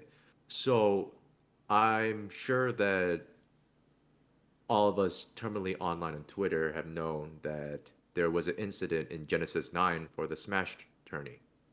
And as a guy named Riddles, who recently had his moment where he decided to throw his controller after losing a set. And not even in 24 hours, that portion of the clip was uploaded on YouTube and viewed by hundreds of thousands of people. And people apparently just dogged on him because of the way he conducted himself. While that is, inappropriate as a online representative of that community, it's also understandable why he felt that way. But what we also find unacceptable is how we view him as some kind of monolith of a character rather than just a person himself, because he's got like there's this like division between someone who's a competitor and a casual. And when someone is putting everything on the line, like all their money and time, and getting paid for doing this kind of stuff, they have to uphold like the strictest amount of etiquette versus someone who, they can get away with just being salty and stuff and then just be ousted as a clown, but not a lot of repercussion happens to them as a result. And it's this weird, feeling where you become like this uh poster person of the what you're representing, and as a result people look at you in a different possible way. And this is what we consider as power dynamics, where one person has a lot of, I guess, resources versus someone who doesn't have any resources. And it's a weird place to be in, because one day you're just starting at the game and people are treating you nicely, or just whoever, and then like a couple years later, now you're at the top and now you're at your best, but you carry a lot of weight on you, and people expect a lot out of you. And messing up like once would put a huge impact on your image and on the community image, because of a slip up through etiquette. You're not supposed to like smash your controller because um it's looked down upon, Mhm. but it's funny. It's understandable, but how we respond to that moment is it's a very weird way of conducting yourself in general. And I think that we need to, as representatives of the FGC, is that we just be nice. We be understandable. We understand that no person is, I guess, on the pedestal, because we're all a community, right? Because this was my, I guess, perspective before going to my first Evo. Like you see this all these great players you see on TV, and you're like, oh man, they're so cool. I want to meet them one day. Mhm. And then you're like some babbling nonsense. You're just like, I want to take a picture of him, but I don't know what to do. And when I met Tasty Steve, and like it was the second time I approached him. When I met Tasty Steve, he said, "Listen, you don't have to be afraid. This is all everyone's community. You don't have to be scared of everything." And like we're all here to play video games and have fun. Mhm. Like you can put yourself in the position where you can not only be better than anyone, you get paid to be better than anyone and be entertaining.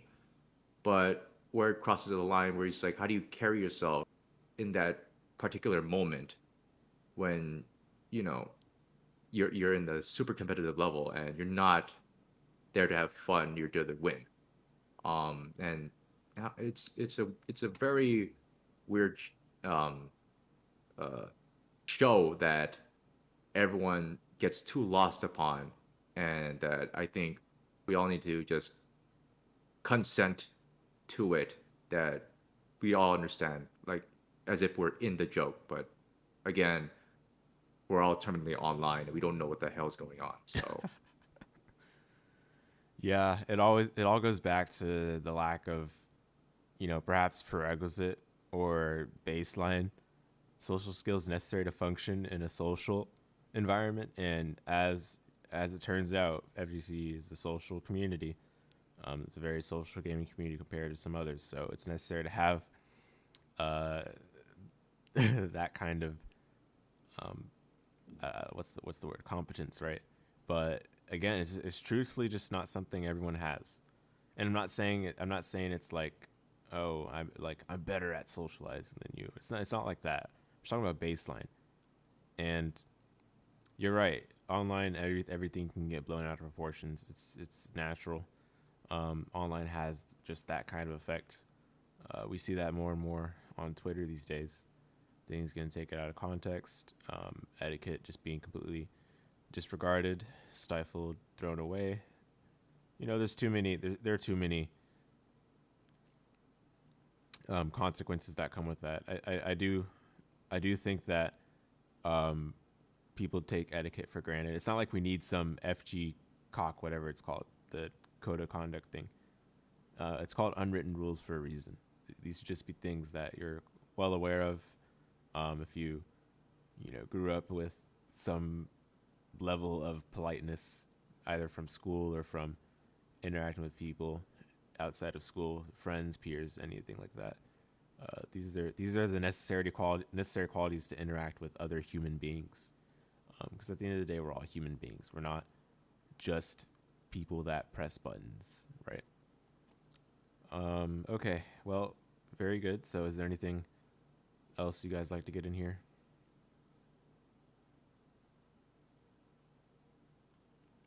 All right. I don't see anything in the chat that I missed as well. So I do want to throw in kind of my last 2 cents before closing this out. So I did mention that I would talk a bit about my experiences in the card game community and compare them to how I think about the FGC. So back when I was playing Yu-Gi-Oh at locals regularly, I was going to the store that's really near to me, right? So the people that go there, I see them usually most of the time. So it's like, okay, I can understand that these are regulars as well. So eventually, after a few times, you go. Oh, as the young kids say nowadays, El Riz. Okay. Oh, How about you feel old, you no. rat bastard? Oh no. Oh, that's funny. Okay. Well, thanks for that, Retro Rage. But yeah, so my experience in the card game community, right? So I used to go to Yu-Gi-Oh locals regularly, and I would see the same regulars after a couple of weeks of having gone there, right? So these people I'd face each and every round, I'd say good luck as usual, and I've told this to Rig Jace and a couple other people in the Discord already, but whenever I say good luck, I usually say it in card games because it's like half a slight at the fact that card games, oftentimes the end result is based on luck. So it's like, hey, you're gonna need it, right? Or like, I'm just being funny or whatever, right? But it became a habit that I started saying every other game. So it turned out one time I said, good luck, have fun. And then the guy asked, are you playing Mystic Mine? And I'm like, wait, what? What? Where did that come from? Like, Retro Rage, you know what I'm talking about. But basically, like, he's like, are you playing Mystic Mine? And I'm like, like, I was about to say, no, right? But I was like, wait, hold on. We haven't even started yet. What if I say yes? Just to throw him off, right? So I was like, yeah, I do play Mystic Mine. What of it? And he's like, okay, we're not gonna have fun here. You don't bother. So I was like, yeah, that's Yu-Gi-Oh community, all right. Of course, I was not in fact playing Mystic Mine. I was just trying to see if I could get into the head of this guy before the game even began. Now he would not have had any idea whether I was actually playing Mystic Mine because, I never played it, right? He wouldn't know if it's in my deck. I never played it, obviously, but I guess maybe he just wasn't prepared for it if I did end up having it. So he's like, it's not going to be fun. Now, yes, I did beat that person. Now in the next round, when I faced some guy who was playing Mystic Mine, when he activated it, he had the goofiest smile on his face. Like he was like, yeah, I got this. This game's over, right? So he activated Mystic Mine, and I was like, oh, okay, let's go. And he was like, what? Let's go, Mystic Mine. And then when people at the other tables heard Mystic Mine, they're like, oh boy. But I was like, I actually love this card. Don't worry about it. Like, and I ended up losing, right? Because although I did have answers to it, I was not able to out-resource this person. And at the end of it, he was like, yeah, Mystic Mind definitely won me the game there. And I was like, I think the card's fine. I'm honestly of the opinion that it can stay at 3 and, everything will be fine. But people are just salty because they don't run back or removal, that kind of thing, right? These are all like Yu-Gi-Oh! Related things. But anyway, point being, like, the guy could have seen that as I was trying to mind game him with, like, some reverse psychology that just, goes against the common opinion. Or he could think I was genuinely like a fan of Mystic Mind because I was running it myself, which then someone asked me, like, are you really running Mystic Mind? Is that why you want to keep it at 3? And I said no, because I forgot that I had said to the person in the previous round that I was running it. And that guy heard that and he got so mad. So that's a lesson in etiquette. Probably not a good idea to lie. So but of course, it being the Yu-Gi-Oh community, I was like just doing it for good fun, but definitely not a good idea, just generally speaking, especially if you want to keep a good reputation, There was another case where I said GG's to a person after I'd beaten them up pretty badly. Sorry, I lost my train of thought briefly. So I beat up a person pretty badly, and I said GG's, and they're like, sure. And I was like, okay, I'm done. I'm not gonna say anything else. I have probably done that in the past. Yeah. No, I mean, this person was already getting like disappointed with their, like, based on their body language. Again, the fact that this is all in person gives me a better indication of how they feel, right? So I was like, okay, I'm not gonna touch the beast anymore. But he was, like I said, GG's after, like, he had pretty bad breaks and stuff. His hands were really bad, so basically just had bad luck and all that. I said GG's, and he's like, sure. I was like, okay, whatever. So that was that. But the reason I bring up the card game community in general is because there are a couple of intricacies. One, there's a lot more hidden information. The way you deck build is completely different than potentially how other people deck build. So that's the kind of thing where you do not have to say zip about it to your opponent. And in that regard, it does allow for this little bit of taunting metagame that is not really present in FGs, where you can more easily say, like if you tell someone this is +1 when it's actually +2, you're just kind of being, I think that's actually like not good. Like if you're even gonna bother saying the frame data, you want to get it right. If you're not sure, just say I'm not sure, probably. Or if you legitimately messed up, I'd say own up to it. But in Yu-Gi-Oh! Or other card games where there's actual hidden information, like there's this sort of goofy little etiquette you can play with where you can, politely taunt or goad your opponent by saying that, like, hey, I'm not of the liberty to tell you that I'm running this card or whatever, right? So, but one thing you definitely should not do is give them a false sense of what the card you play actually does. That goes without saying. But there are those sorts of basic differences in etiquette that I think are pretty interesting to point out, just because, card games are basically just as social inherently as FGs, if not more, due to the fact that, they're also born out of in-person, and for a long time there were no ways to play outside of specifically playing in the flesh. These days, of course, there are plenty of digital ways to play, but those sorts of ways to play have their own complications. Hearthstone being a famous example of which was kind of one of the first games to have emotes only, like no chat with your opponent, and that allowed for some funny ways of taunting or getting around the classical etiquette, as you indicated probably before. So people would be like, greetings at the beginning of the game, and you can respond however you want. But then also you say greetings when you're beating up your opponent. Not only you say greetings once, but you say it multiple times. You just say greetings. It's like it's already over, right? Exactly. Yeah. So like that's like a way of like getting in their head, like you're beating them up badly, and you just say greetings, and it's super funny because it's definitely a way to get them annoyed. And then here's the best part: after the game is over, usually Battle.net allows you to friend your opponent that you just played. It's like recently played, and then there's like the person you played against. So you add them, and then you you send them hate messages. That's what people do a lot in Hearthstone. It's so funny, like because that's like your actual opportunity to put into words how you felt about the game.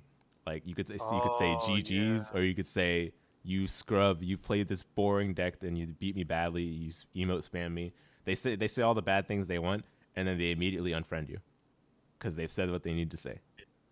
It's so funny. Oh yeah. Wow. But Sounds awesome. yeah. Hearthstone has a beautiful etiquette metagame. It's funny, right? It's obviously not anything taken seriously because the game is truly only online. Like you're not gonna ever meet someone in person that you know faced online and said bad things to them probably. So people feel like that gives them that protection to say whatever they want. Um, I've I've not been personally guilty of emote spam, although I have used the threaten emote before uh to kind of counter taunt people that do say greeting spams. But yeah, well played, well played, yeah. um, yeah.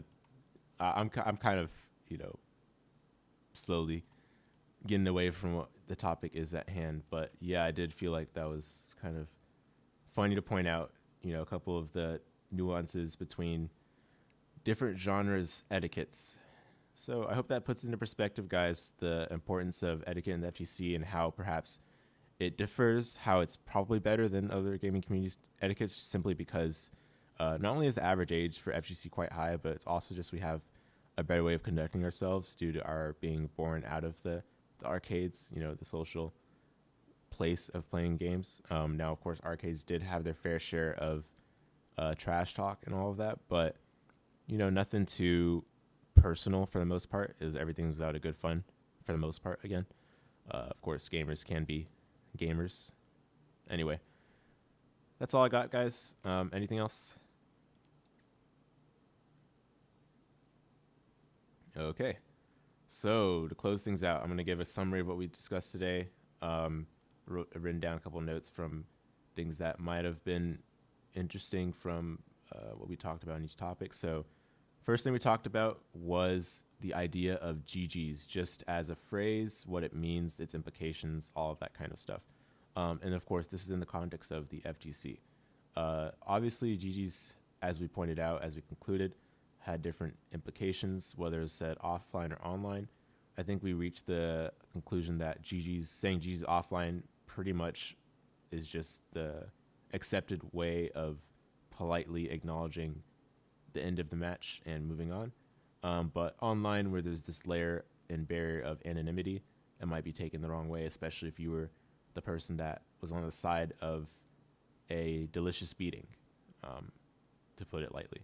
So GG's is what we talked about first, and then we moved on to the specific differences between online and offline etiquette in the FGC, which clearly there are very big differences, and we were able to talk at length about that.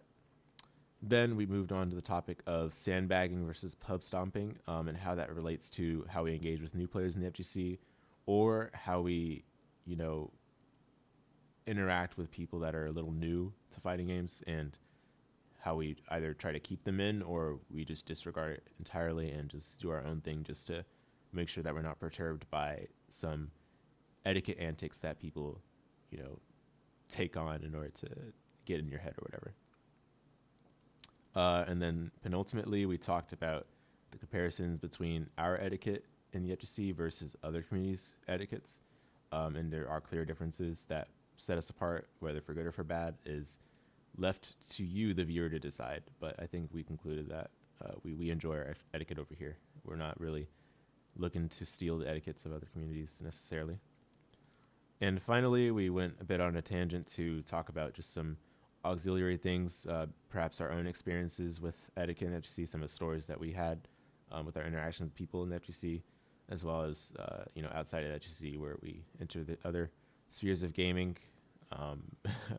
Our memorable but still jovial or cordial rather interactions with people in those spheres.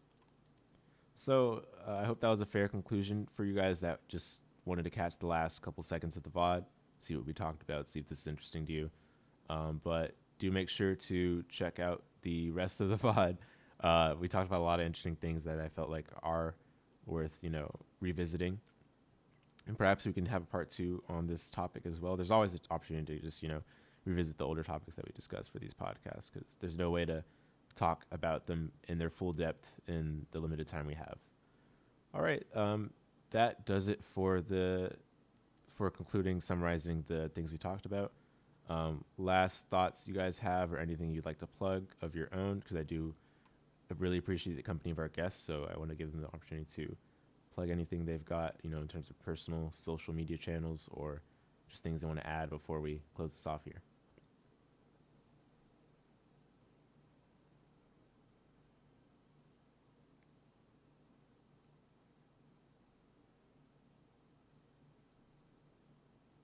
Who wants to go first?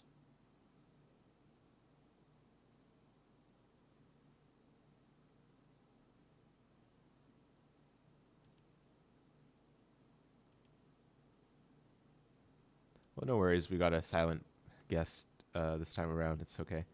Well, I'll just plug the FGC UCLA Discord quickly. If you guys aren't already part of it, make sure to join via the link that is in our About section of the channel homepage. You can also follow us on Twitter at FGC UCLA, and I believe we are on Facebook, something like that. I don't know which social media channels we're still on, but regardless, you can find all the socials on our About section of the channel homepage. And look forward to the next live stream event we'll be running, which will actually be later today. It's going to be for KO 15. We've got match day number 1 of this season. This is a new thing we're experimenting with, just to accelerate and grow the esports branding we're, slowly fading into with regards to how we run these events. But this one was so graciously sponsored by SNK this time around, so we do want to make sure to thank them for their support, and in that regard, allow people to enjoy some good KOF. So catch that later today at 7:00 p.m. Pacific. That'll be on this channel. So look forward to that, guys. And I think the next podcast episode will be sometime soon. Topic's undecided, but you'll see soon enough if you are subscribed. Speaking of which, if you aren't already subscribed, what are you waiting for? Come on. All right, that's it, guys. Thanks again to our lovely guests for joining us today. Thanks to Rick Jace, Prince Waka, Storm Claymore. And with that, this is Kurishi Drive signing out. Peace, guys. Got to be on here.